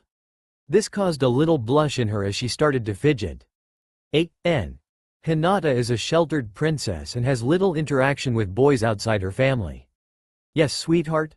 her mother asked, but was clearly enjoying her daughter's response to the boy's presence. Hanabi-chan has been crying for some time now and the caretaker doesn't know what to do," she said, still looking at Naruto with the corner of her eye. Meanwhile, the boy bowed to Hiyashi after he told the blonde that Jukin lessons start tomorrow and he will be training together with the little girl behind him. He approached her and waited for her to finish talking. "Hello, I'm Naruto Uzumaki and looks like we will be training together," he said, wanting to assume his father's family name but decided it was not the time, stretching his arm out to the girl. She jumped back a little and hid behind her mother, who giggled. "Now Hinata-chan, those are very bad manners. Come out from there and greet the boy properly," she said in a soft scolding tone. But Hinata tried to refuse but was forced by her mother's gentile hand and pushed towards the boy. Naruto stretched out his hand but she looked away frightened. This made the blonde a little sad and he started to look away himself. He pulled back his hand and held it in his other hand. "I see, I guess you don't want to touch me either," he said softly and with sadness in his eyes. This surprised the girl and made her feel like she did something wrong. "Hinata-chan, Naruto-kun will not bite you. He is the one who got hurt saving you from the bad ninja that night," Haruko scolded, kindly and motherly. "Hinata." The little Hyuga's eyes went very big in surprise, but then she took on a sad face as she understood what she did. She then lifted her shaking arm to the boy and said, "Thank you." Naruto immediately flashed his foxy smile and gently reached out and grabbed the girl's hand. "It was no problem." Hinata blushed like crazy until he let go. Haruko giggled and got up from her sitting position. "Well, I better go check on Hanabi-chan." "Naruto, do you want to meet Hinata-chan's baby sister?" she said. The boy nodded and together with Hinata and her mother left the room after bowing to Hiyashi and Hisashi, who nodded. "Ni-sama, are you sure it's wise what you are doing? You will have trouble with the elder council," Hisashi asked his brother. "Hisashi, I understand there will be difficult times ahead, but most of the council has seen what Naruto can do and I think that the explanation I gave Hokage-sama will suffice. If not, I will remind them who is head of this clan whether they like it or not. That boy is very special and I owe it to Minato to see to this boy's well-being, and I think that having him as a friend of the clan will prove fruitful in the long run. Also, I expect you to support him however you can, seeing that he saved your life as well." Hiyashi smirked at his brother while Hisashi raised an eyebrow.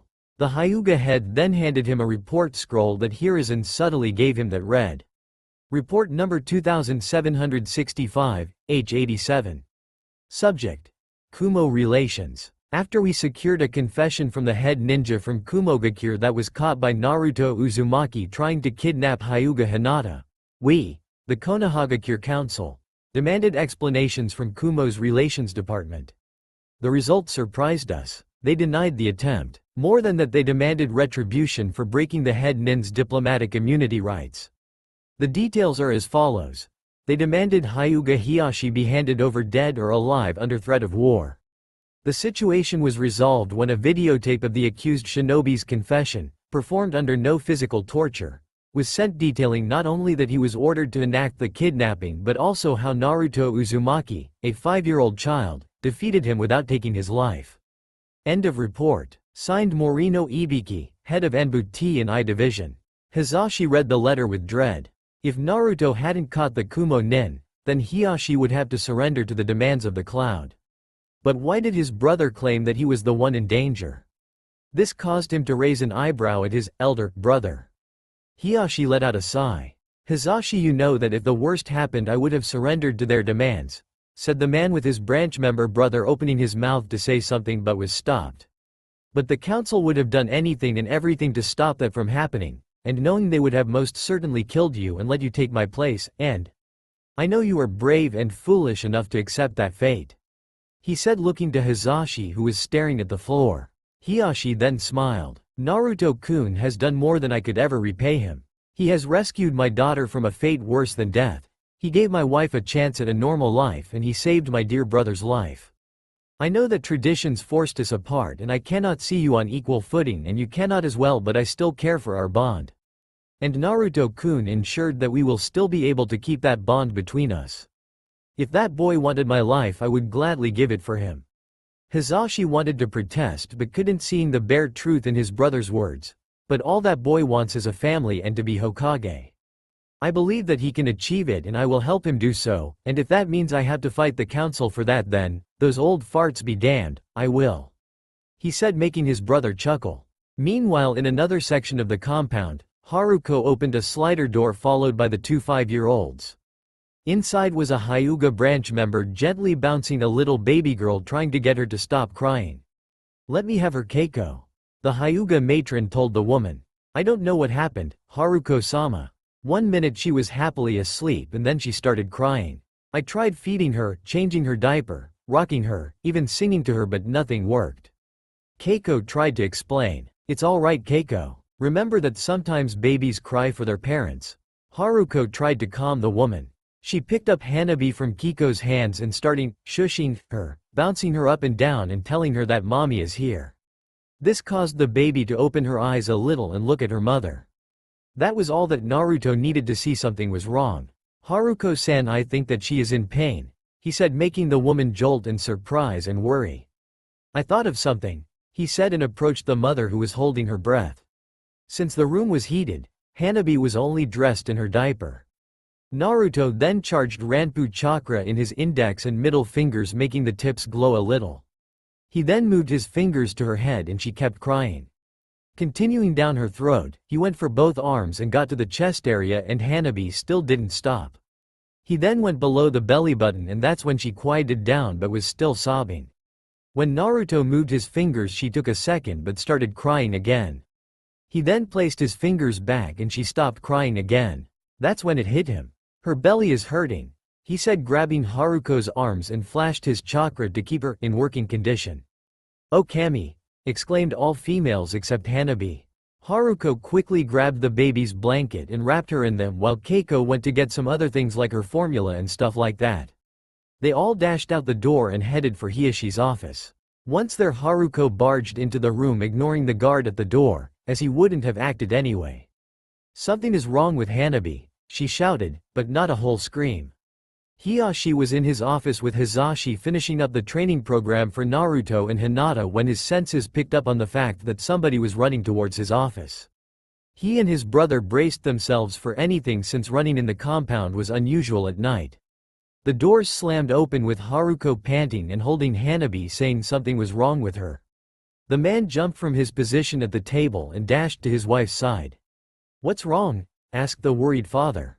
I don't know, but Naruto discovered that she has stomach pains, she said, and that was all that Hiyashi needed to understand that the situation may be dire.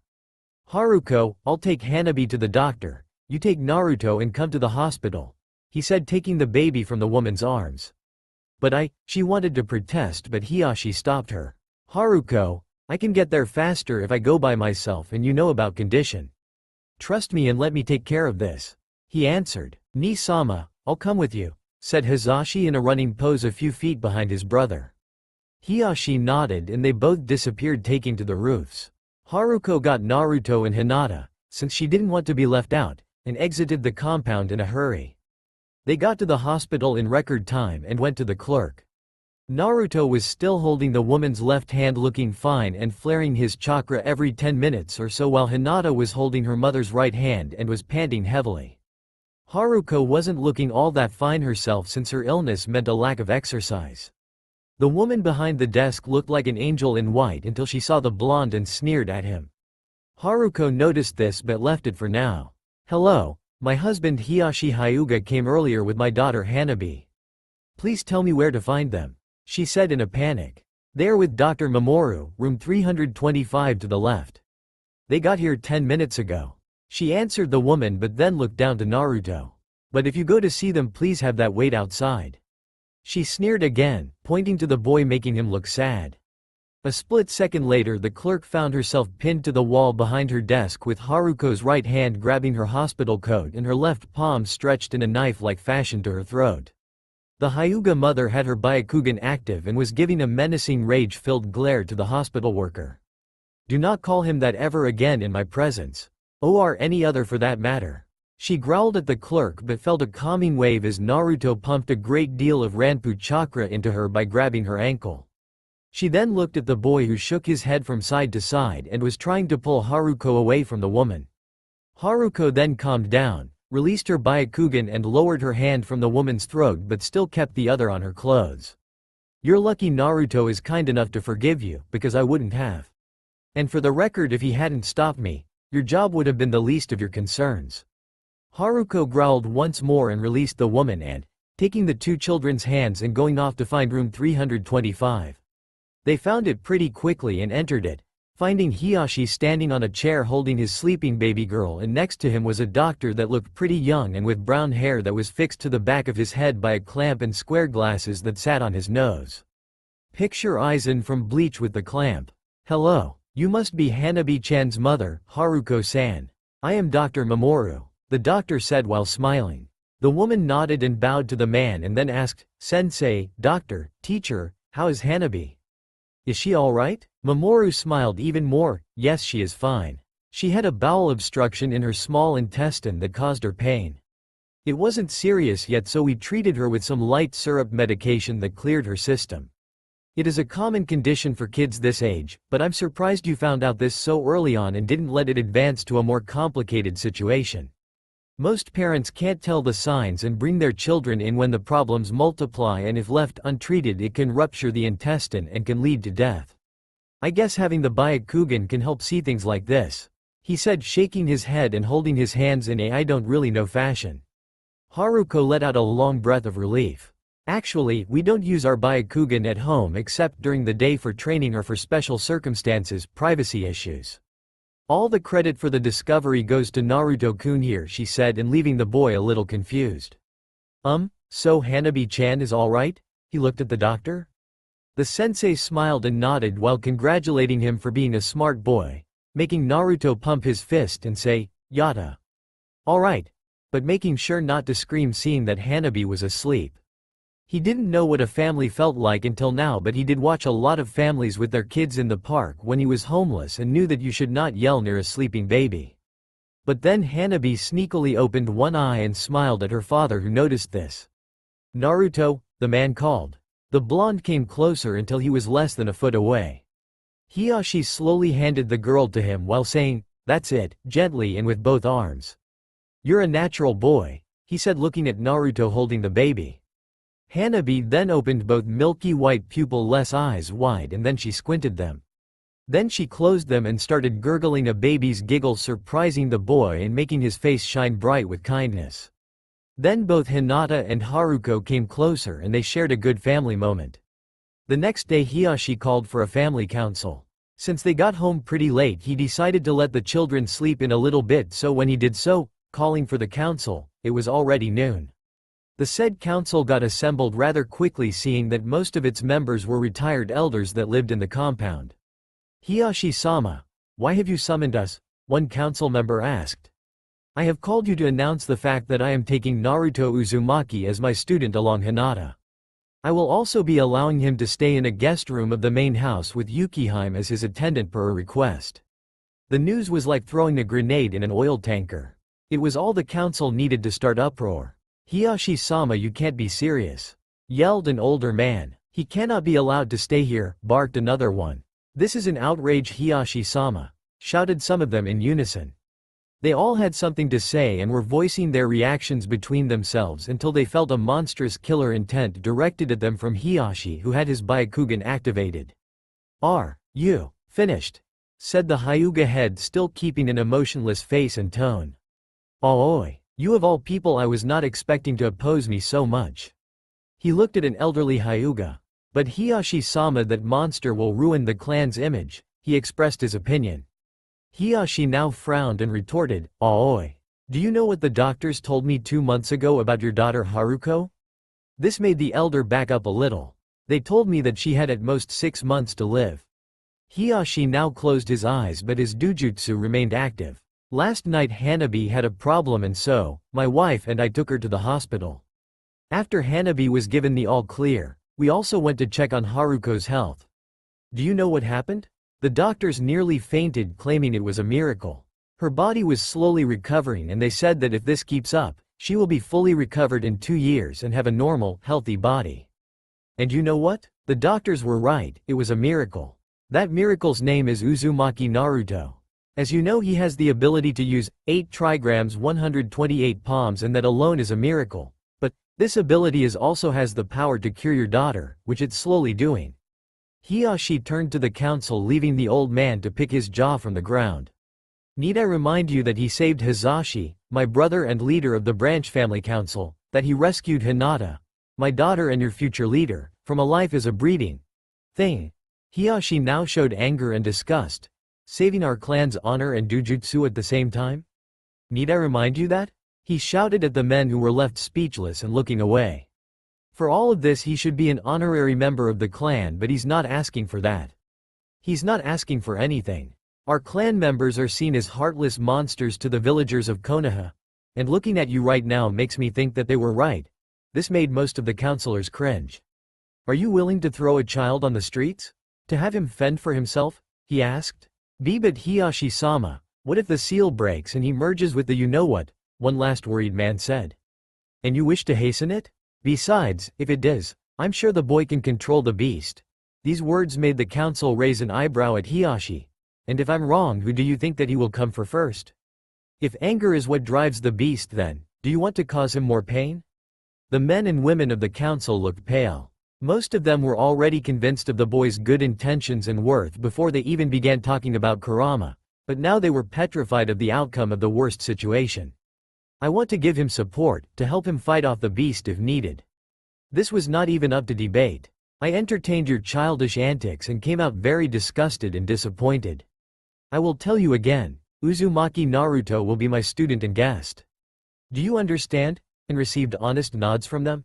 Good, then this meeting is adjourned, and with that he left. It had been 8 months since that fateful meeting.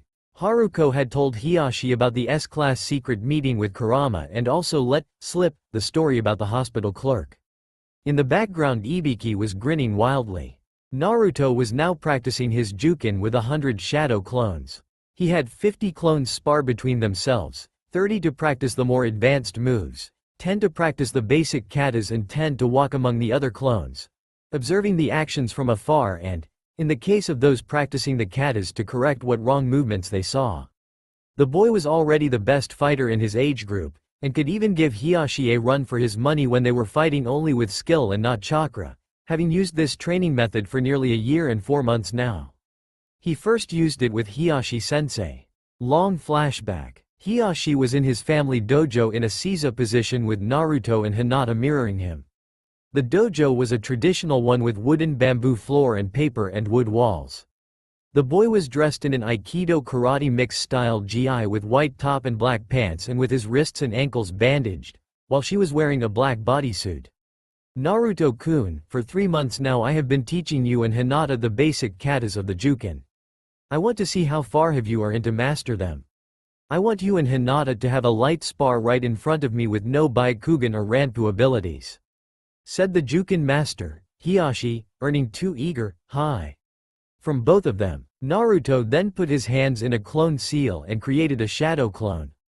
Hiashi raised an eyebrow, but Naruto said that the clone will not interfere with the fight, but wants to make it watch so he can see his own mistakes from an outside viewpoint, asking for permission as well. Hiashi smirked and nodded in approval, and the clone moved to a safe distance and sat down like Hiashi. They quickly got into position and bowed, got into a basic Jukin stance, ate, and look it up on the net. "I am too lazy to write," and waited for the go from Hiashi. He let the tension rise a bit and saw that Hinata looked away for a bit, but Naruto didn't even flinch. The Hyuga man raised his hand and they both lowered their head. He then flicked his hand down, shouting, "Hajime.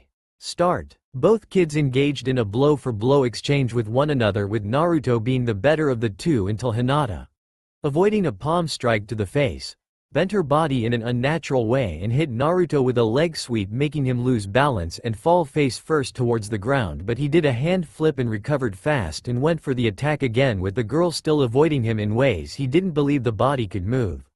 They stood still to regain their breaths, but they had their guards up.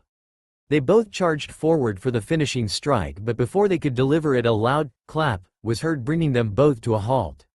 "That's enough. To me," Hiashi ordered them to come with an emotionless face.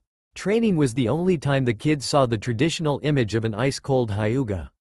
They understood for a while now that even though he was harsh, his training methods worked, and he would sneak a smirk now and then when he was praising them mentally.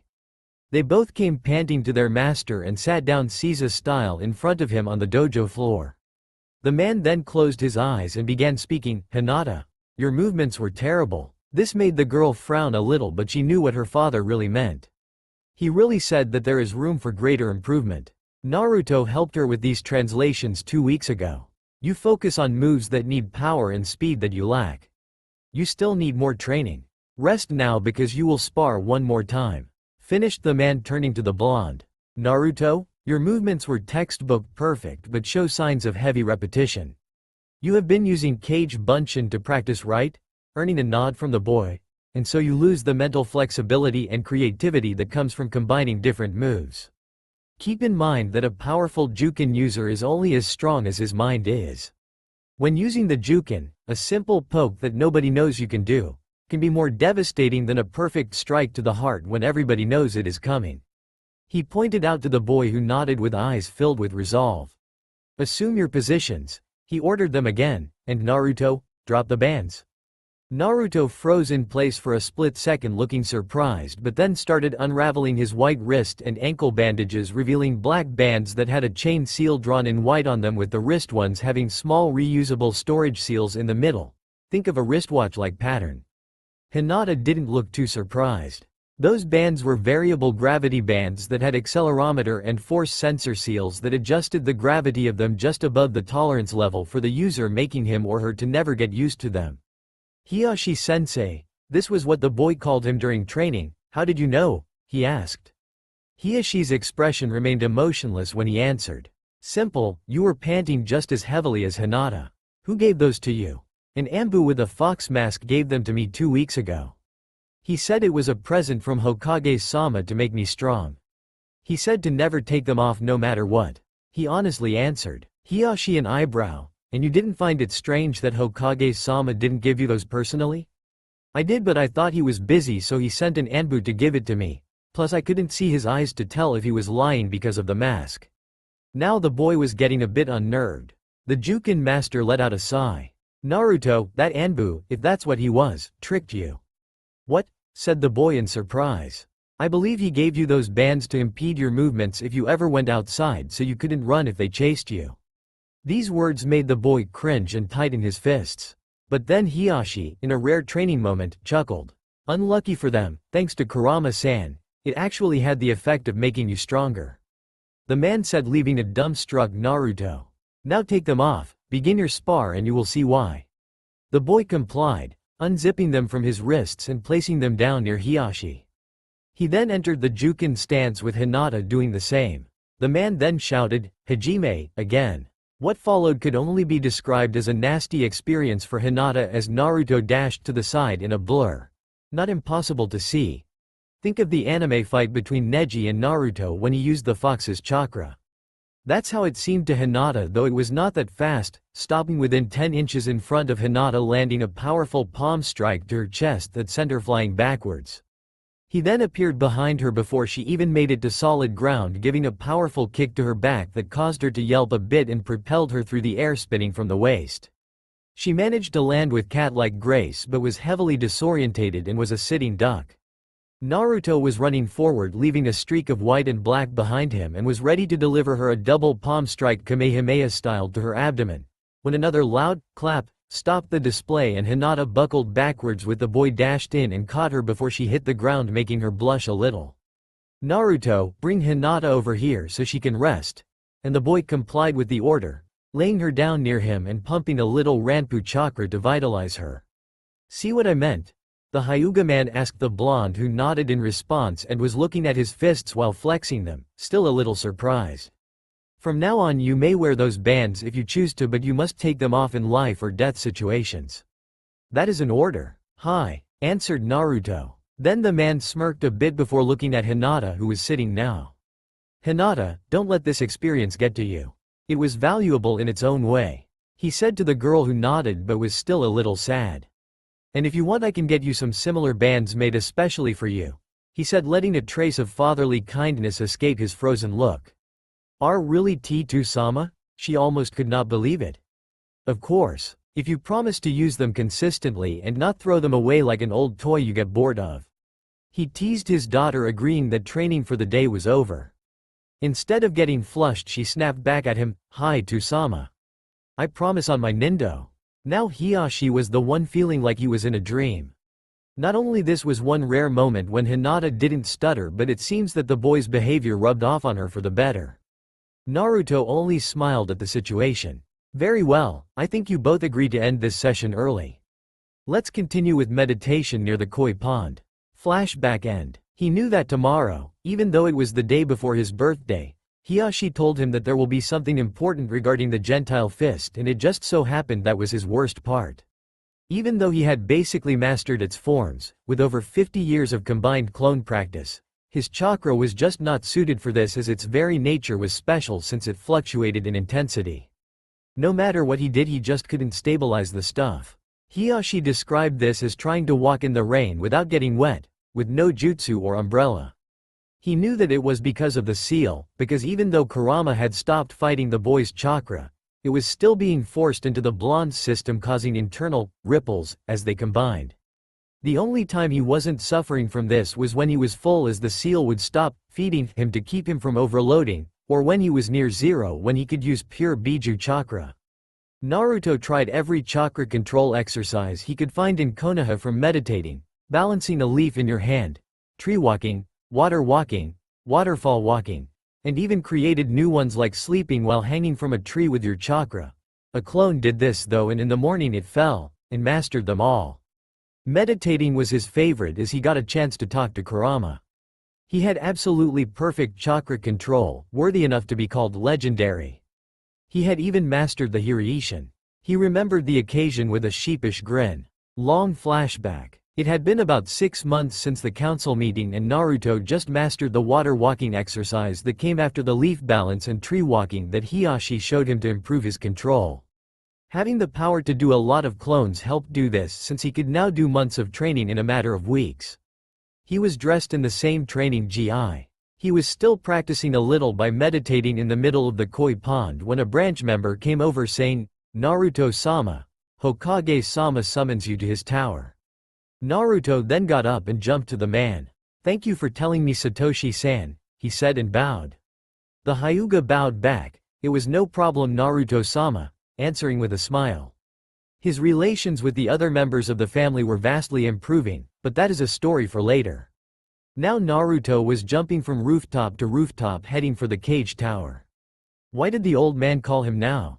He kept thinking about it, but as he got close he decided to surprise Hiruzen, and instead of the normal path to the man's office he took the scenic route, heading for the wall of the tower and an open window. He stealthily made his way up the wall and peeked inside the tower only to find the old pervert reading an orange book with a man chasing a woman called Make Out Paradise. From now on mop. He tiptoed behind the Hokage who had a red face and was giggling like an idiot. The boy was looking over the man's shoulder with a foxy grin and yelled, "Hey! Hokage-sama," from the top of his lungs. The next second all that was holding the man's robe, hat and book in place was an afterimage and air pressure with the man hanging from the roof like a cartoon cat. With chakra. And while he was disorientated, Naruto unsealed a camera from his wristbands and made a picture, will be useful later, and could swear the shadows in the corners were laughing. "Naruto, don't ever do that again," screamed the cage using a gigantic head no jutsu that would make Iruka proud. You wanted to see me?" he said, wiping his tears he got from laughing. The old man motioned his hand and 2 puffs of smoke appeared in the dark corners of the office, making Naruto activate his Ranpu Jutsu in surprise. It seems that Sarutobi didn't learn from his mistake the first time and went through 25 hand signs and then slapped his hands together. Fuinjutsu, Tomb of Secrets. Seals leaked from the old Hokage's shadow and got written into the walls. Hiruzen let out a sigh before hearing Naruto say, "Cool." He then lifted his eyelids to see a very bright-eyed blonde boy, literally. He then face-palmed himself and asked Naruto through the fingers, "Tell me that you did not see how I did that." "Sorry Hokage-sama, but you know I hate lying," he said, smiling with full teeth on display. "I was afraid of that. Never mind. I called you here because I understood that you mastered the water walking exercise."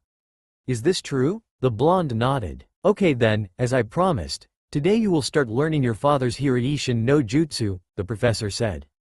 The boy felt like he wanted to bounce off the walls, but months of meditating with Hiyashi gave him better control over his actions, but he was still a 6-year-old boy, so he still shook in excitement while a tear came down his smiling face.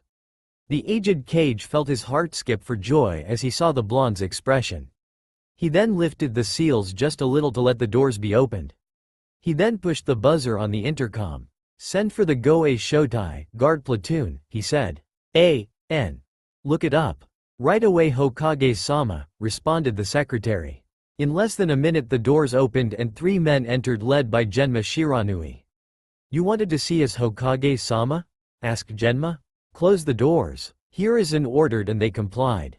The confidentiality seal covered the door again and the men knew it was something serious, but why was there a 6-year-old child sitting on the couch if this was such an important matter? "I called you here because I know that you are some of the Hokage's most loyal shinobi, past or present," Sarutobi said, looking out the window. He then turned his head to them and they saw the dead serious look on his face, asking, "Am I wrong?" They went from "at ease" to standing in attention as they answered in unison, "No sir." "Good, because I have an S-class mission for you that is the highest S-class secret, something like SSS." Hiruzen told them, now fully turned and facing the platoon. They tensed but stood silent. Hokage inhaled and held it briefly. "I need you to teach this boy the Hiraishin in secret." The platoon all blinked with beady-style eyes, Barney Rubble, and looked at the Hokage with an "Are you fucking serious" look on their face. Naruto noticed this and began to snicker silently and with nobody noticing as he snapped another photo, just for memory.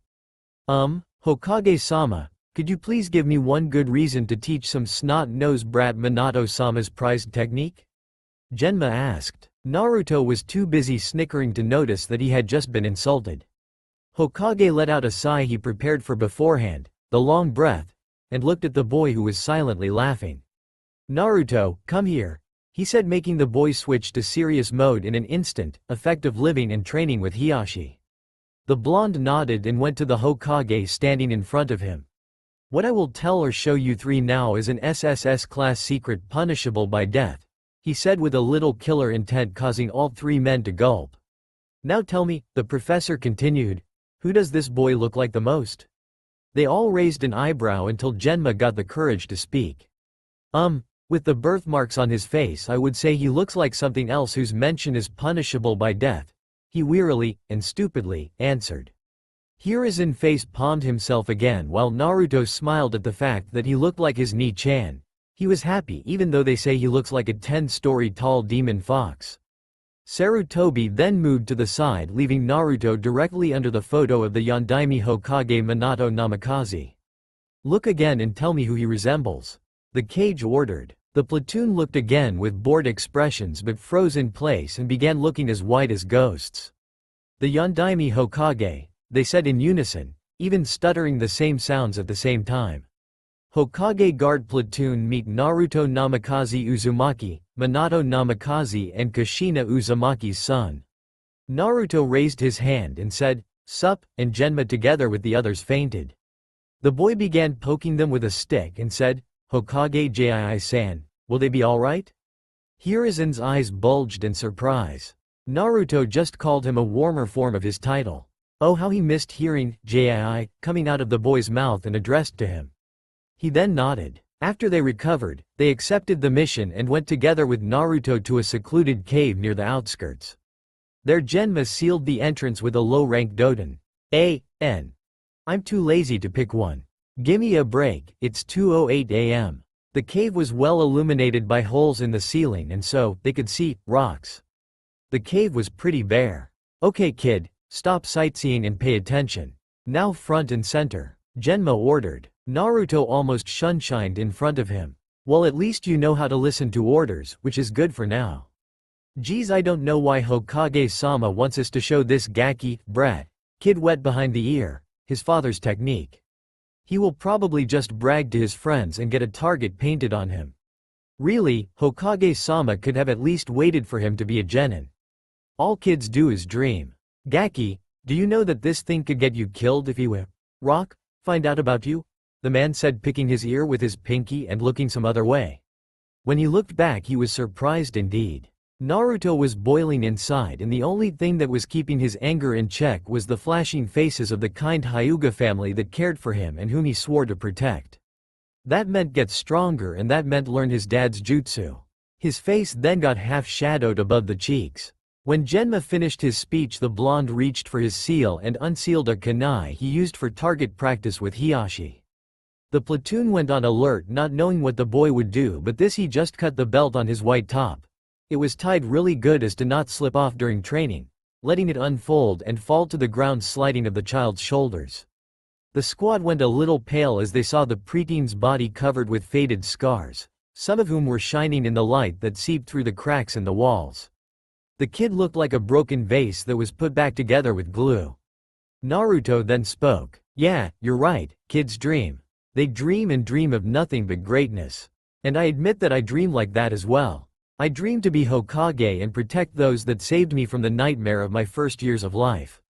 "Tell me, Genma-san, what is your earliest memory? What can you remember from your childhood?" the blonde asked. I'm not really sure," the man stuttered. "Well, I can still see the punch of the one who should have taken care of me at the orphanage, flying towards my face in slow motion. I can still remember the first meeting with starvation as I ate only moldy bread, the first sting of the kunai that hit me in my back, as I was running for my life. The first pain of the bat that swung at me. The first fire that ate my skin as I was burned at the stake." Naruto paused a little bit, seeing the compassionate and worried look on the men. "But I also remember that first night I met my Nisan, the first time I saw Haruko-san defeating a bear, the first time I felt the warmth of an embrace, the first bowl of ramen, the first time I held Hanabi-chan in my arms and the first time somebody considered me human and gave me a home." Naruto yelled at the men with eyes filled with both pain and happiness, making them sweat and take a step back. "They saved me from that hellish nightmare called loneliness, so now I can dream too." He took a step towards the men who backed up some more. Naruto closed his eyes. "Now I dream. I dream of protecting the people I care about and the village they love so much so they and their kids will never suffer that horrible ordeal. And so, my dream became my ambition." He opened his eyes, showing the will of fire burning like the sun in each one. "Because being Hokage is my dream." All men had their mouths open slightly looking at the blonde, but then Genma knelt on one knee and the others followed. "And should your dream become real, the Hokage Guard Platoon will be your shield," he said, and Naruto smiled. "Yosh, let's get to it. This brat's not going to learn his dad's jutsu by himself now, is he?" In the Hokage Tower, Hiruzen was looking through his crystal ball at the scene. He then lowered his hat on his face and spoke. "Couldn't have said it better myself. N. When I'm writing, nothing is known about the Hirishin no Jutsu in the original series, manga. Just as Naruto learned the name of the 2 to 7-tailed beasts. Except that it is similar to the summoning jutsu, SJ. And its variation the reverse summoning jutsu.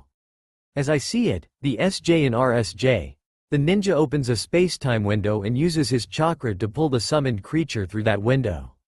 The Hirishin I think uses chakra to push, rather than pull, the user through. What I don't know is how that ST window is formed or how big it is and if the traveling body deconstructs, kind of like Stargate, when traveling through. Though I think not for a couple of reasons, and other special conditions like why the yellow flash occurs or why the kunai are different. Since the original may still present the jutsu and how it's done, I will be as evasive as possible on how Naruto learns it to avoid ruining a later reader's image. Sorry, but hey, I expected Kurama and Naruto become buddies ever since I saw the battle at the Valley of the End, so maybe I'll be lucky. 4 days later Naruto learned how to send objects to other parts using the Hirishin as well as how to do the target seal, thanks to 60 clones practicing with him. He was using his clones and practicing with rocks as Genma said that. Kid, remember that I told you it's like a summoning jutsu but chakra works the other way around? Naruto nodded. Well, when you use the summoning jutsu you use hand seals and your body as a beacon to keep the window open. The Hirishin uses only your chakra to keep it open, so if you goof before getting to the other side you get crushed by it. Just so you know, it takes all 3 of us to keep that from happening. Said Genma pointing to his partners, making the boy become curious and frightened. Okay, until you get the feel of the jutsu I want you to practice moving rocks with the Hirishin. Start with ones that fit into your hands and move on to bigger ones. Naruto looked to Genma with a pout and squinty eyes, surprising the man. What? Asked Genma. So that's why we train here, declared Naruto looking to the rocky cave, making the man sigh in relief. Yup, now get to it. He bent his torso looking directly into the boy's eyes. Hi. 4 hours later, the blonde and his clones were making sand and pebbles out of hand-sized rocks. All of him were looking frustrated and tired. Genma saw this and moved to the original. Listen kid, don't lose your cool. With this jutsu, getting impatient could be deadly. It took me and my mates a long time to learn this jutsu and we are Tokubetsu or special Junin and we had help from its creator. If it was easy, then the Sandame would have learned and used it, but it's not. Just take it easy, you got time. I want you to practice like I told you every day here, and when you can move a boulder to the maximum of your chakra reserves, come to me and we will move on the finer parts like sensing the right target and eventually, jumping, a living being. He told the blonde, putting a hand on his shoulder. Naruto smiled and nodded. 2.5 weeks later we find the boy heading for the Hokage's office. He passed the secretary and knocked on the door. He heard, "Come in," and entered. He found the old man behind a mountain of paperwork tying a rope in a way made it look like a noose. Naruto, what brings you here? Asked the man in a weak voice. Hokage Jii-san, are you alright? The boy asked worryingly. The Kage released a sigh and looked at the boy. No, Naruto. I'm too old for this blasted paperwork that's eating away my life, but don't worry about it. What can I do for you?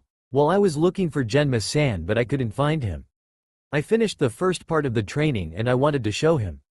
The blonde answered. Hiruzen was surprised that Naruto finished that part so fast. He got a report from the man a while back that told him of the training and how difficult it was as it took 3 Junin to do the jutsu. He shrugged it off, blaming the boy's genes, and summoned the guard platoon who arrived under 2 minutes. Hey Genma-san, I finished it. Chirped the boy, making the men sweat drop. Okay kid, let's go to the training area and you can show us. The man smiled. Not the training area since it doesn't have big enough boulders. Let's go to the top of Hokage Mountain, there's some good ones there. Chirped the boy again, giving the men beady eyes. Okay, Genma stuttered. When they were about to leave, Naruto turned to the Hokage. Hokage Jii-san, why don't you use shadow clones to do the paperwork? I do it all the times with Haruko-san when studying or doing homework. I even have one now studying with her and watching her health. G&A, bye, see you later, he walked out with a smile. A.N. Old idea I know, but it works. Sarutobi now had the top of his face shadowed and had a blue background. He then went through about 7 hand signs and then put his right hand on the desk whispering, Tokubestu Kachiyose no Jutsu, Special SJ. A wooden target about half a meter wide and a quarter-inch thick materialized where the man had placed his hand. There was writing on it that said, in case of realizing something obvious and simple, use this, and the man proceeded to get full points banging his head against the bullseye. Meanwhile on Hokage Mountain, 3 men and 1 boy were standing at the base of a boulder 1.5 times the size of a double-decker bus. This one should be good enough, said a smiling boy making the men sweat. Kid, what do you mean, good enough? For what? Genma asked, a little worried about the answer. What do you mean, for what? For the Hiraishin, of course. You told me to send a boulder the size of my chakra to the target seal, but I had to leave a clone at home with a good amount of chakra to study and take care of Haruko-san, so I'm about 2/3 full. He answered in a matter-of-factly way, making the men sweat drop. Look kid, it's not good to lie. A shinobi should. Genma started to preach, making the boy pout and move to the boulder. He then placed one hand on it and it disappeared in an orange flash, appearing 30 feet away near a pre-prepared target seal, in perfect condition. Near them a panting Naruto, you were saying? They all shook their head and then looked at him smiling. Genma gave him a smooth toothy smirk and said, well done kid. Well done. They spent the next month and about 1,500 total shadow clones teaching the kid how to jump, living beings, and fine-tuning the jutsu, as well as teaching Naruto how to make and place a target seal, without writing it. At the end they were in the forest on the outskirts of the village about to test him. Okay kid, we placed those 70 target seals that I asked you to make me yesterday all over the village and surrounding area. Each of them has a flag. I want you to get those in under 10 seconds. The boy nodded. In case you complain later, I want you to know that your dad could defeat a small army of 700 in that time, in the heat of battle. Live targets that move and fight back, you got that? Naruto nodded. He always loved to hear stories about his dad. Genma pulled out a big digital stopwatch and placed it on a rock above a target seal. Ready, set, go. The man hit the start button of this device, barely having time to pull his hand before Naruto appeared with the flags and hitting the stop. The man then looked at the watch. 0.32 seconds. Not yellow flash level, but it's very impressive. The boy smiled at the praise but then got a thought about asking, what is your time? The men then began to sweat and look like they stepped on something nasty. They then turned to each other and looked at the ground while a dark cloud formed above them. Genma then mumbled something. Sorry, what? Naruto asked, a little worried about them. 1.21 seconds. They dropped to the ground and started playing with the dirt while Naruto rubbed the back of his head and smiled. Like I said, sorry for the vague description of the training. End flashback. Naruto snickered a little bit remembering this but dropped his shoulders and let out a sigh, realizing that he still didn't get his Juken down. He then finished his training, understanding that he should go and rest, seeing the sun go down. He dispelled the clones and got their memories back, but there was almost no clear improvement in his control. He then walked back to the Hyuga compound. He would have flashed there, but he promised the Hokage not to use it until he became a shinobi. He opened the gate and walked in and saw a Hyuga boy a year older than him practicing his taijutsu. The boy was a little taller than him and had long hair that reached down to his shoulder blades, where it was tied with a simple piece of cloth. He was Neji Hyuga, son of Hisashi, and even though he only knew him for a month or so, he became Naruto's best boy friend. He remembered the day when he met him. How could he forget? It was his birthday after all. Long flashback. It was the morning 10th of October and the festival honoring the defeat of the Kyuubi was in full swing. Naruto was in his room hiding, since old habits die hard, and this one was beaten into him by his caretakers, orphanage, and villagers. He was sitting in a lotus position, meditating and talking to Kurama. Hiyashi was at the hospital with his wife for her monthly checkup.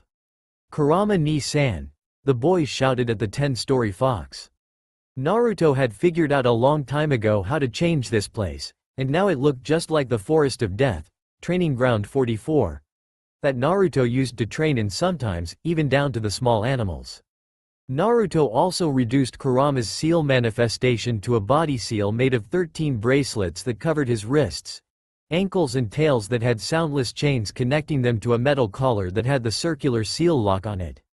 The area even had a day-night cycle and all damage Kurama did regenerated overnight. Of course Kurama couldn't use his full chakra abilities thanks to his seal, but it was still nicer than a sewer. "Hey there Kit," answered the resident fox. "Know what day is today?" I wonder, what could today be that got you so excited?" He pretended not to know. "Ni-san," the boy pouted.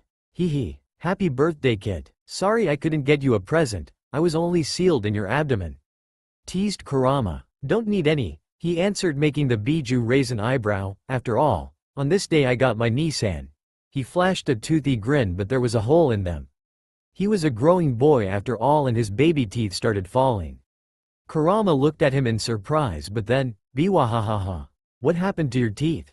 Did you scream so much that they fell out?" the fox laughed. "Nope. Haruko-san says that my baby teeth are falling out so I can get stronger ones," he answered with an expression that was a cross between matter-of-factly and pout. "Kit, love to stay and chat, but somebody is looking for you on the outside." "Okay, bye Ni-san," the boy chirped and awoke to the sight of Hisashi that had his hand on a Hyuga boy about the same age as Naruto. The man smiled and bowed a little at Naruto, who had gotten to his feet. "Naruto-kun, I came to wish you a happy birthday. I brought my son with me today so you can meet him. Say hello Neji." The man turned to the Hyuga boy.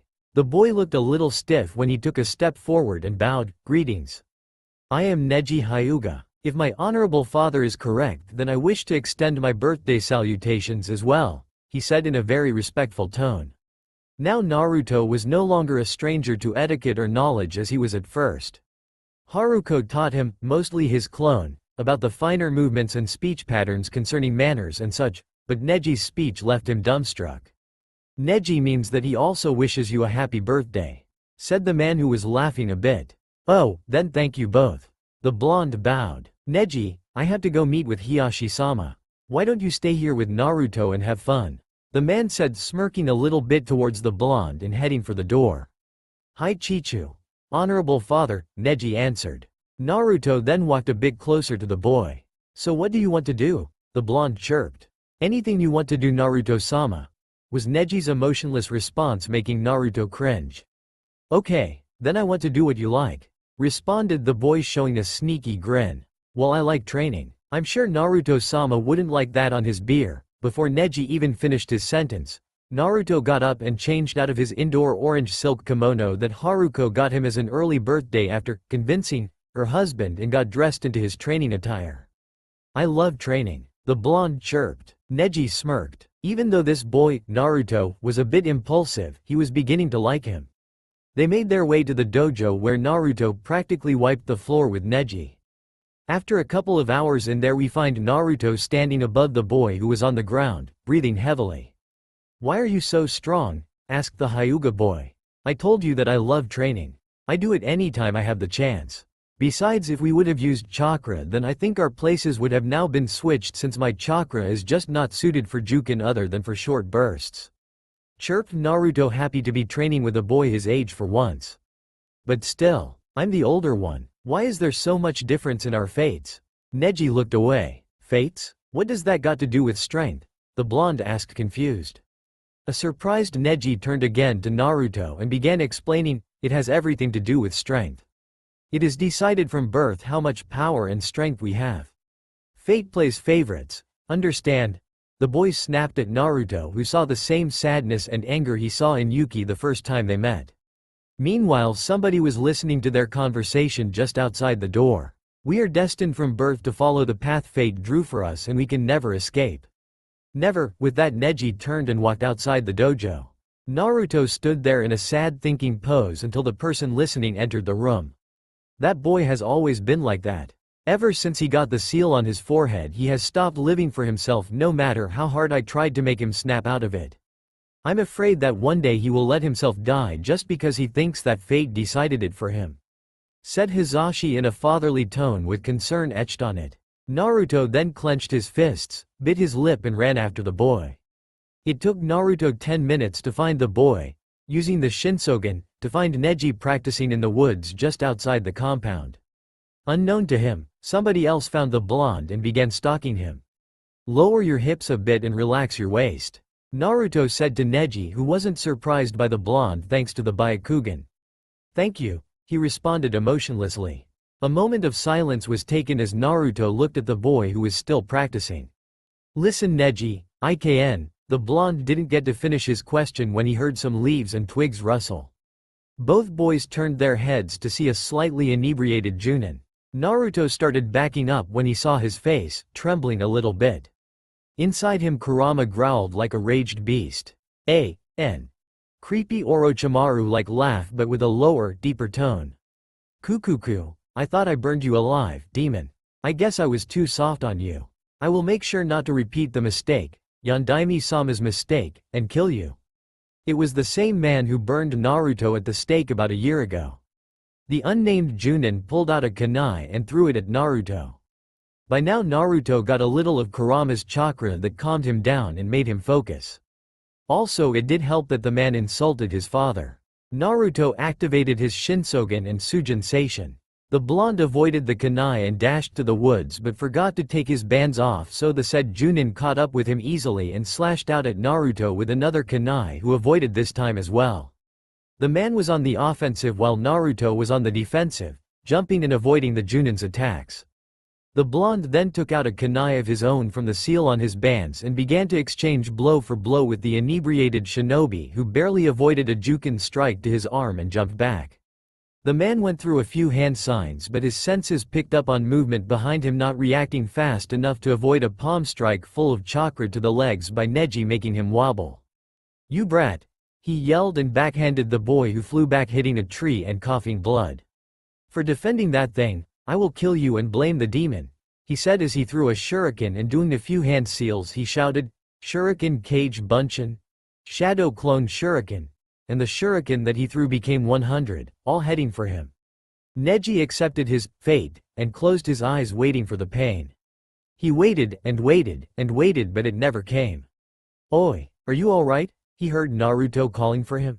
Neji opened his eyes and saw the blonde over him, with his clothes torn, his torso bare, except a few pieces of cloth here and there, and bleeding a lot.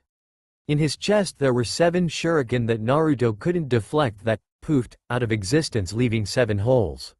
Why? Neji cringed. Why did you save me? It was my fate to die, not yours, asked the Hyuga, clenching a fist full of bloody grass. Naruto coughed some blood and answered, smiling, because I think of you as my friend and I will protect my friends. This made Neji's eyes as big as dinner plates. Naruto then lowered his head so that the top half of his face was now darkened by shadow. Neji, I know what it's like having a mark that you did nothing to deserve or couldn't do anything about. What are you talking abo? The Hyuga boy was about to ask but saw the seal mark form on Naruto's stomach and his wounds fizzle out of existence while smoking. Neji, I know just how unfair life is. This guy that you see here is not the first or the last that came for me. There were many times when I cried myself to sleep cursing my fate. Naruto continued, but the blonde then looked up to the boy with hardened eyes full with resolve. If fate said that we must live a horrible life, then screw it. I will change my fate no matter what, and if fate can't be changed, then at least I tried. What I do understand is that it definitely won't change if I just sit on my ass and do nothing about it, he said, and you know what? It worked. He smirked and turned his fully healed body towards the Junin, who was bragging to nobody that he killed the demon, leaving an awestruck Neji. Naruto dropped his weights and yelled at the Junin. Hey jackass, you are forgetting something. This made the drunken ninja turn in surprise. But how? I killed you, he growled. Not even close, dumbass, answered the blonde. He then dashed towards the man at incredible speeds, catching him off guard and delivering a Jukin strike to his abdomen, making him fall unconscious. I won't die before I become Hokage, he declared before falling face first himself. It was now evening when Neji managed to carry Naruto back to the compound. By now Hiyashi and his wife Haruko were back from the hospital and were talking to Hizashi and Yukihime when the gate opened and they saw both children bloody with Naruto on Neji's back. With a speed that would make the Hiraishin jealous, they got to the children's side and Hiyashi picked up Naruto, who had just woken up, and Neji was greeted by his father. What happened? Did I win? Asked Naruto. That's what we would like to know, said the adults in unison. Neji then told the adults the story. Hiyashi sent a branch member to report to the Hokage about this incident. So I won. Yata. The blonde started bouncing up and down, earning him smiles from the rest of the group after they checked his health and found nothing wrong, even with the Byakugan. Neji then pulled his father to the side. He is definitely a fool to fight his fate like that, the boy said with a smile. His father smiled and told him everything about Kurama and the boy's early life, about how he was tortured and hated. Then he told his son about how he never gave up and changed not only his fate but also Hinata's, Haruko's, Hanabi's and even his, Hisashi, own fate. Neji, this boy may be a fool but he is definitely something else, don't you think? Neji then nodded and answered, "To-san, father, do you think I could be a fool like him?" Hisashi broke into a laugh saying, "Why not? You can be a fool if you want. After all, you are my genius son." End flashback. "Hey Neji," the blonde yelled. "Hello Naruto-sama." The boy answered with a smile. "How many times have I told you to leave out the sama?" asked Naruto rhetorically. 163 times if you count this one. Neji answered with a slight smirk. "Then why do you do it?" the blonde asked, already exasperated. "Well, it is only proper to show the future Hokage respect," he answered with a bit of sarcasm. Naruto sighed and said, "Never mind, I'm too tired to try right now." "How is Haruko-san doing? She had my clone dispel a while ago when she left for the hospital." "Haruko-sama is still away and Hisashi-sama is at a Konoha council meeting. Do you want to train with me?" Neji answered. "Not today. I want to hit the bed early since tomorrow is Hisashi-sama told me he has something planned out for me." The blonde sighed. "I take it you are not looking forward to it?" The boy chuckled a bit. Naruto looked at him but closed his eyes and smiled a little in approval. He then continued on to the main house, and his room, which was at the end of the house complex in the compound. On the way he met many branch members who smiled and even bowed to him. He also had to face a few who ignored him and a couple who even cringed at the sight of the boy, but they were by far outnumbered by the ones who were on the blonde's side. Semi-flashback. Naruto had earned the respect and kindness of the Hyuga when he did not differentiate between the main house members and the branch families. Whenever he was not training, sleeping, eating or getting some private stuff, he had put the privacy seal, Tomb of Secrets, to good use, since it even stopped the Byakugan from peeking when he took a bath or a dump. He would help the house with any and every chore they could find, from cooking to laundry. Having the ability to create hundreds of clones came in handy for this, and they were a blessing for the cooks, gardeners, laundry women and so on who, after teaching him a bit or just supervising him, took a liking to him and even saw Naruto as a son or pupil. He even helped heal and trained with most shinobi branch members when they returned from their missions, teaching them a little of the main house style. He consulted with Hisashi if he was allowed to do this, and the man told him with a smile and a matter-of-factly face pointed upwards and eyes closed, that, since you are not a family member, you have the right to do as you please. Since I am a member of the main house, even if I wished I could, clan rules would forbid me to do so. Naruto immediately understood what he meant. Look underneath the underneath saying that was taught to him by the man. It meant that Hisashi was practically asking the boy to do that since, even though he wanted to, he couldn't because of the clan rules. This made the branch families love him even more, and when Naruto gave them the translation to Hiyashi's words under oaths of secrecy, the rift between the clan divisions, main and branch, began to close, if only just a bit, and the branch members to respect Hisashi not only out of fear. SFB end. At the council meeting, the room was split between the civilian part and the majority of the shinobi council. Hiruzen was rubbing his temples for the past 10 minutes. Word had gotten out that Naruto was staying at the Hyuga compound, and this provided the spark to light the forest fire. "Hyuga-sama, how could you take that monster in?" one white-haired civilian counselor practically screamed. "Haruno-san is right, Hyuga-sama. That brat needs no home or even care for that matter." Another member voiced his opinion. "That's right, that trash should just burn." One more counselor could not keep it in. Hisashi in the meantime was counting back from 100 for the third time by now to keep his cool image.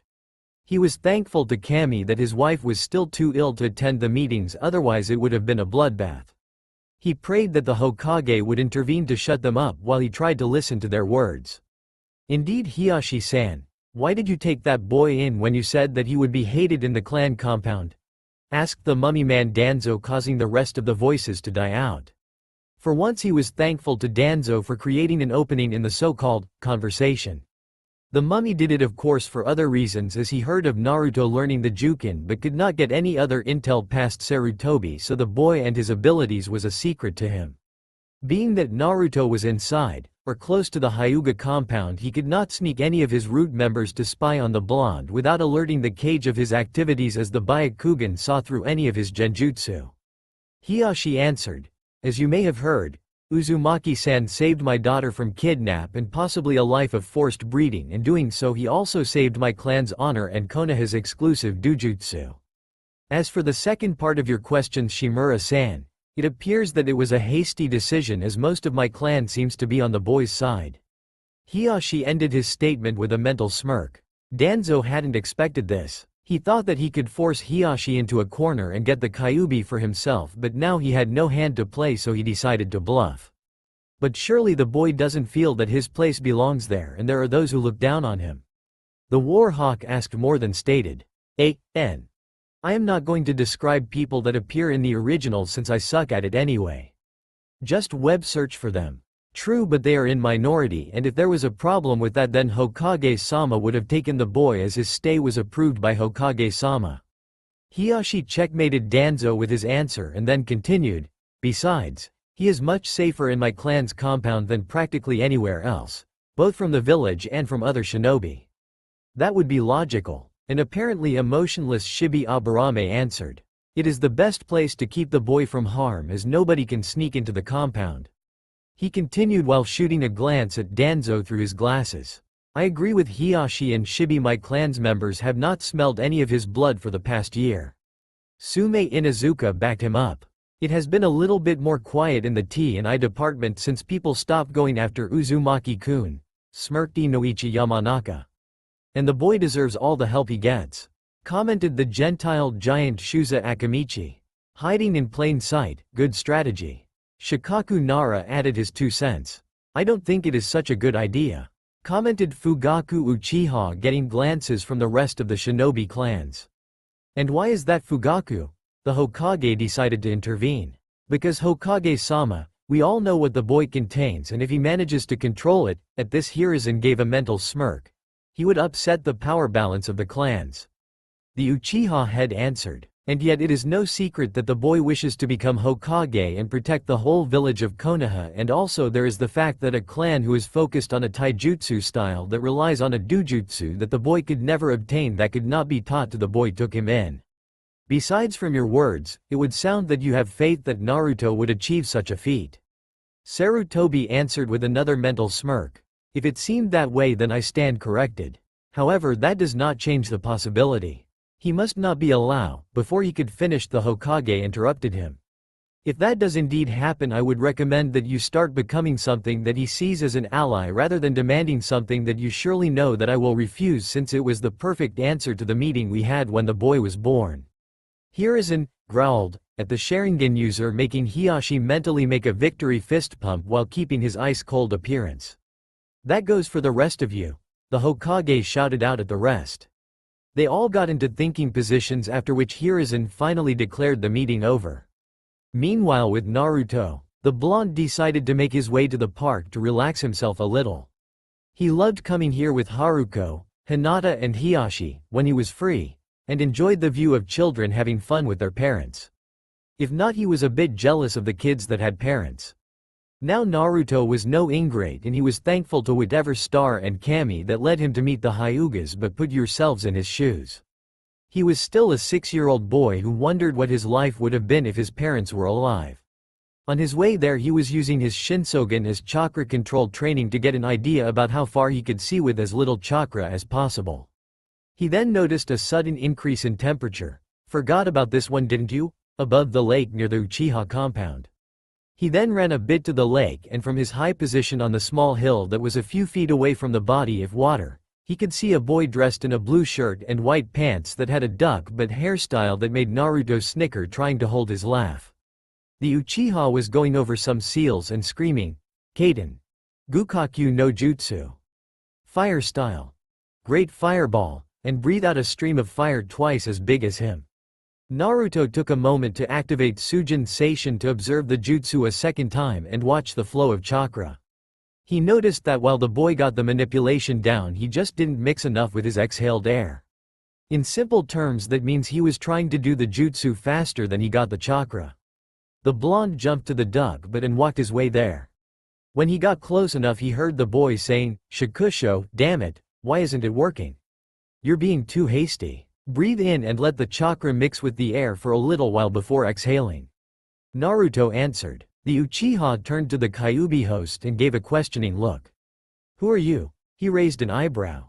Normally it is polite to give your name first before asking for other people's names. Naruto answered matter-of-factly. "Sorry, I am Sasuke Uchiha," he said a little bit dejected. "No problem. My name is Uzumaki Naruto," the blonde answered. "Your name is Fishcake?" Sasuke asked. "Actually it's Maelstrom," he answered with a tick mark above his eye. "What is that?" Sasuke asked with a cute tilted face. "A kind of whirlpool but more powerful." Naruto answered with a smile. "Oh, and what are you doing here, Naruto-san?" The duck but got curious. "Well, I was just out for a walk and I saw you struggling to do that jutsu and thought you might need help." The blonde answered with a finger to his chin. "What do you know about jutsu? You can't be any older than me," asked Sasuke. "Well, I know a couple of jutsu, but despite that I have been doing chakra control exercises for over a year now." "Don't ask, just hear me out. Let the chakra mix with the air for a little while before exhaling." Sasuke lifted an eyebrow but nonetheless did as Naruto instructed, made the hand seals and filled his lungs with chakra and air, making him look like a pigeon in mating season. He then mentally yelled the jutsu's name and exhaled, making a fireball the size of a house. He stayed in awe for a couple of seconds and turned to Naruto, who smiled back.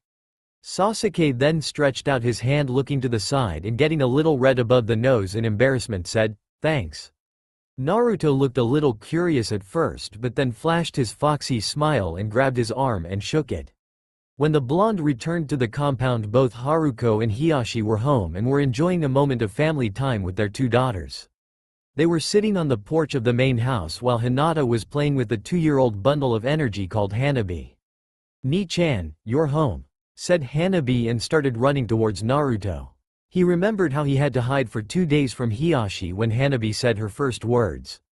Flashback. It was a sunny late afternoon and Naruto was training in the Juken katas without his clones. He decided to take it easy with his workout today since he had to babysit Hanabi for the day while Hiyashi and Haruko were gone on official clan business.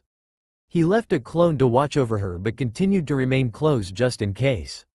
An hour later, the clan head and his wife returned and found the blonde practicing his form. The married couple looked at him with, "You left my daughter alone," looks, but then saw another Naruto playing with the toddler and let out a sigh in relief. "Lower your hips a bit and relax your waist," ordered a smiling Hiyashi, the exact same thing that Naruto told Neji. The boy stopped immediately and looked at the smiling couple. "Thank you, Hiyashi-sensei," he answered with a serious but calm expression. This made Haruko put a hand to her smiling mouth and say, "Era, what's this?" "Oh my, Era, Hiyashi-sensei," looking at her husband, who jumped a little and blushed.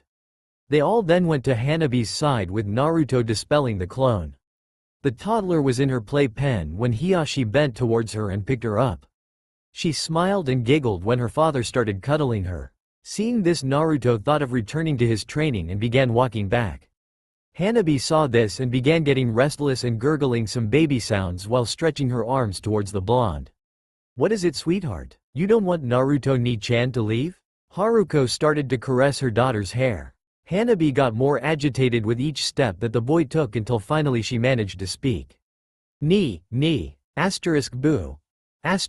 Baby talk, now oh ni." Naruto froze and then turned around. Haruko and Hiyashi had eyes the size of saucers. Naruto slowly walked towards the girl and picked her up, getting more ni, and giggles. It took all his resolve not to cry tears of joy until he felt a chill running down his spine. He then looked towards Hiyashi, who was smiling, but the background was that of a thunderstorm. "Naruto-kun, I'm going to kill you," Hiyashi said, still smiling. He secretly hoped that he would be the object of his daughter's first words, just like what happened with Hinata, but now his dreams were shattered by Naruto. This prompted the boy to start running, but not before leaving a clone to calm Hanabi. It took 2 days for Haruko to calm her husband down, since that's how much Hiashi chased Naruto before returning home. End flashback. In the meantime, Hanabi was running wobbly to Naruto when she tripped and was heading face first towards the ground. The blonde then shunshined and caught her a few inches above the ground, making the toddler giggle. Naruto would seriously have to thank that root member who used the technique to get away when he approached the agent. That didn't mean that Naruto still took 3 days to practice it with 100 clones until he got it right.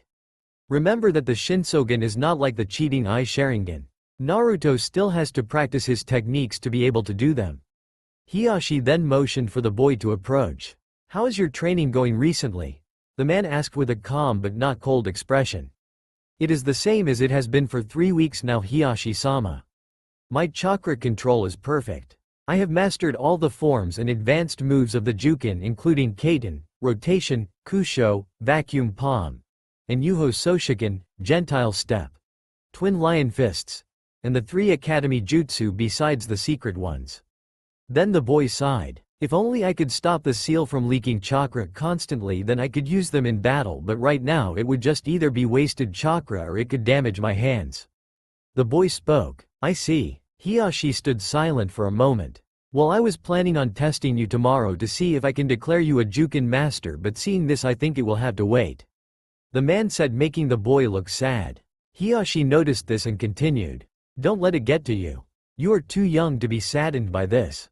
Take this as an opportunity to get some experience in life and prepare for the title of Grand Master. Only one with perfect form, perfect chakra control and at least 10 years of experience can claim the title. You may have the first 2 requirements down, but you can't rush the third," he said, making the boy look up with a curious expression. Who could blame him? Very few knew about the Jukin Grand Master title. In fact, there was only one per generation who could claim that title, and the current one was Hiashi. Naruto looked up with determination shining in his eyes and nodded. "I see you look forward to take my title already." Hiashi chuckled. "Who knows, perhaps by that time your chakra would have stabilized, but until then I suggest you create your own form more suitable for your needs. If you need any help, come to me and I will do whatever I can," he continued, and Naruto nodded and wanted to go back to playing with Hanabi and Hinata, but was stopped by Hiashi. "Naruto-kun, in 3 months Haruko and I will be going to the Hai no Kuni, Fire Country, capital to check on her health, since the doctors here say that she is almost fully healed, so we want to check at the country's main hospital." "That's great. Glad to hear that, Haruko-san," Naruto answered Hiashi and then turned to his wife. "Why, thank you, dear, but Hiashi and I were wondering if you would like to join us with Hinata and Hanabi. We already talked to Hokage-sama and he agreed." Haruko smiled. Naruto looked a little surprised at her words but immediately nodded. "Perfect," Haruko said. "Well, Naruto, I would like to." Hiashi's words were interrupted by a branch member. "Hiashi-sama, the family council would like to see you and Naruto-sama," he said in a grave tone and looking at the boy with worry. Hiashi was a man known for his calm mind, but even he couldn't stop thinking, "Not this shit again," and answered, "I see. Thank you, Kaoru," he said, receiving a worried look from his wife. He reassured her with a nod and then turned his gaze to Naruto, who understood and followed. In the council chambers, Hiashi entered the room followed by Naruto. They saw the council men and women sitting Caesar-style around a low, round table with 2 spots vacant between them, one distinctively smaller than the other one. Hiashi proceeded to occupy the smaller one while Naruto took the other one. After a few moments, one elder broke the silence. "Hiashi-sama, we have requested your presence here today because we consider that there have been grave violations of our family's traditions and regulations, all concerning the boy." The old fart claimed, shooting a disturbing glance at Naruto. Hiashi kept his eyes closed and thought, "Oh boy, here it comes," answering, "I see. I suppose that you have analyzed the problems and have proof supporting these accusations," he answered, finally opening his eyes. "We do. For the past time Uzumaki-kun spent here, we have acknowledged the fact that you were to teach him the main house Jukin style, but we did not approve of the fact that he may teach the style to the branch members of our clan," the old fart said with a sneer directed at the boy, an action copied by the other white-eyed geezers. "I see," Hiashi answered again, shooting a reassuring gaze at Naruto. "Not that the boy needed, mind you. The boy had a rock-solid determined look stuck to his face, the result of training under Hiyashi with Hinata, of the love he received from Haruko and Hanabi and his own personality. "Then what do you propose?" he said, curious to find out a little about the council's thoughts. "We propose that Uzumaki-kun be branded with the seal to keep this from happening." They all but snickered, making Naruto squint his eyes in a "try it assholes" glare. Hiyashi then moved his head back a little, and for the third time since the council started he answered, "I see." He then looked to his right and then to his left and continued. "Then I have no choice." The geezers started smirking, "then to deny your requests." This made the council pale. But Hiyashi-sama, one old fart tried to protest. "Naruto-kun has done nothing wrong. I know the family rules by heart, and there were no rules about teaching non-clan members the head family Juken style, nor did it stipulate that they cannot be taught by one. I find your accusations baseless, and so I dismiss them and forward an apology to Naruto-kun," he answered, making the council cringe. They had been checkmated again. "I accept the apology, Hiyashi-sama, and bear no ill thought to the council," the boy claimed with a stoic appearance. Hiyashi nodded and continued, "If there are no more concerns, then I would call this meeting adjourned." "There is one more matter, Hiyashi-sama," another counselor stated. Hiyashi turned his gaze at the old prune. "We have to talk about what age will Hanabi be branded to the branch house," he commented. Hiyashi was thrown in thought, but moments later he snapped back to reality when he felt an enormous killer intent flooding the room, making it hard to breathe for even the Hyuga head. The whole council turned to the source of the monstrous ki. Naruto was standing there smiling, but was leaking enough anger that a fly that had sneaked into the room fell dead as soon as it came within a foot's distance from the blonde. Naruto then proceeded to talk while keeping his eyes closed. "Honored council, I am sorry for rudely interrupting the session, but I have to tell you something you should know.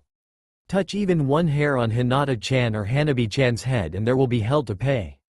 Naruto opened his eyes to reveal a burning red with slit pupils and releasing a fraction of Kurama's ki together with his own with a demonic fox eye and half a face appeared behind the boy. "Think Valley of the End after Sasuke Chidori ed Naruto in the chest." The sight of Naruto's eyes and the feeling given off by the blonde made the council jump and say, "Kyuubi," in unison. This made the boy smile. "Who do you think you are, demon?" yelled one member. "We should kill you for your insolence right now," barked another. "This is our family's law and we will follow it," declared one more prune. "That's right," continued three more. By now only Aoi was keeping his composure. Over time he came to view Naruto like a grandson and didn't like what was happening in the meeting until the moment the Ki was unleashed. He was now doing his best to pay attention even if every bone in his old body told him to run away. "Naruto-kun, this is a family matter, so please stay out of this," said Hiyashi in a non-convincing tone. Naruto understood immediately that he was practically asking the boy to continue. Naruto then dropped the ki and bowed. "I am deeply sorry for my outburst, Hiyashi-sama. I will stay out of family matters," he said with full seriousness, but when he lifted his head he flashed a grin. "But as a citizen of Konoha I cannot stay out of legal affairs," he continued, making the council even more worried. "The honored members of the Hyuga Council are hereby accused of breaking Sandaime-sama's law concerning the Kyuubi no Yoko, which only I, Hokage-sama, and people we permit are allowed to talk about," the boy declared while holding a recording tag he saw a root member create while looking at him with his Ranpu techniques, making Hiyashi's eyes widen in surprise but gave a mental smirk. The Hyuga head took the hint. "But Naruto-kun, that law is punishable by death. Should the law be acted upon, it would not only spell the death of all council members except Aoi, but it would also bring great shame upon our name," he continued, faking concern. "Indeed, Hiyashi-sama, but the honored council has so vehemently declared that they must follow every law there is, family or otherwise. I am just following their example," he continued in a matter-of-factly way. "Now if the council showed me otherwise, I would reconsider my actions," the boy said, looking at the old farts. They were white as paper and looked like they lost a few years of their already short remaining life. One of them then recovered his composure and snapped at the blonde. "Are you threatening us, Uzumaki-san?" The boy adorned an evil smile that would make the old Kurama proud. There was no need for an answer. He got them by the balls and they knew it. "Very well, we will give you an example by not touching Hinata or Hanabi with any sealing intention," one of them said. Not good enough, Naruto claimed. Wa, another counselor wanted to ask but was interrupted by the boy. I will be frank. Naruto then slammed his hand on the floor and a confidentiality seal, Tomb of Secrets, appeared that stuck to the different surfaces of the room. He practiced it with so many clones that he could now do it without hand seals, and seals seemed easy to him even if he knew only 3. The sealing will stop now, one way or another. How dare you? You have no right to call for such a thing. One female member growled at the boy. They could not touch him since not only Hiashi protected him but he was already a Juken master in all but name. Not to mention they were scared out of their socks since Hiashi told them that if the host dies the Kyuubi reforms after some time. Right where the host was killed. If the Sandaime Jii-San's law is acted upon it would spell the end of the council, and you all know that Hiashi-sama and Haruko-san are against the branding, only agreeing to do so to keep harmony inside the main family, so, like I said, one way or another. Here. You may keep the events that took place here secret, but this tag goes straight to the Hokage if I see one more seal on another forehead that was not there before, or if I hear that it was used one more time. He smiled, letting out not ki but sheer power that made the old prunes feel like they were in the path of a Force 7 hurricane. Most modern scales go up to 5. Naruto then lifted the confidentiality seal and walked out the room, leaving the council scared shitless. Hiashi had wide eyes in surprise at the turn of events, but inwardly he was laughing his ass off. Later that night Hiashi told Haruko what had happened in full detail. Era did Naru-kun did all that? Won't he be in danger now? She said with concern in her voice. Hiashi chuckled a bit, not really. I will keep those old has-beens off his back, he said, reassuring her. Even though she was now almost healthy, he still tried to keep her away from stress. But won't he be in danger if the council sends someone for him? She asked. Well, most clan members are willing to die for him already since they see him as part of their families, and I will keep an eye on those who don't. And they won't try to do anything to him inside the compound since they know about Kurama's revival, and I don't think they want to deal with a pissed-off Biju on clan grounds. Actually, I think that last part will make them protect the boy. Hiashi chuckled again and was imitated by his wife. Yes, you are right. Naruto is safe and sound while he stays close to the compound, and outside he is either watched by Anbu or can take care of himself with his father's jutsu as well as his own. She said, snuggling against her husband who embraced her. Really, that boy turned my life upside down, but all for the better. He has the guts to do what I always wished for and more. I swear I would adopt him if I could, but I must still follow some rules. The way Hiashi said, some, made Haruko giggle, but a 1000-watt light bulb appeared over her head. You know, honey, there is another way for the boy to join the family. She giggled. Hiashi made a curious face and looked at her in silence.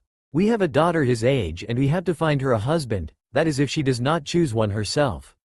Haruko continued smiling. It took a few seconds for Hiashi to connect the dots, and while he was known for his cool head and calm demeanor, he was still a father first, and his reaction was only fitting. He jumped out of the bed anime style, instantly getting up to his feet with his back turned. He was dancing a rain dance saying, no, no, no, I will not have my baby leave me. The moment she brings a boy, even Naruto-kun, I will. Honey, Haruko stated in a calm, sweet voice but with a graver tone. Hiashi froze in place and turned around slowly, instantly turning blue at the sight of his wife. Haruko was smiling and looking sweet, but behind her the background was black and an evil demonic figure was outlined in red with red eyes. THSTA all for now. If you enjoy then please like, share and do comments.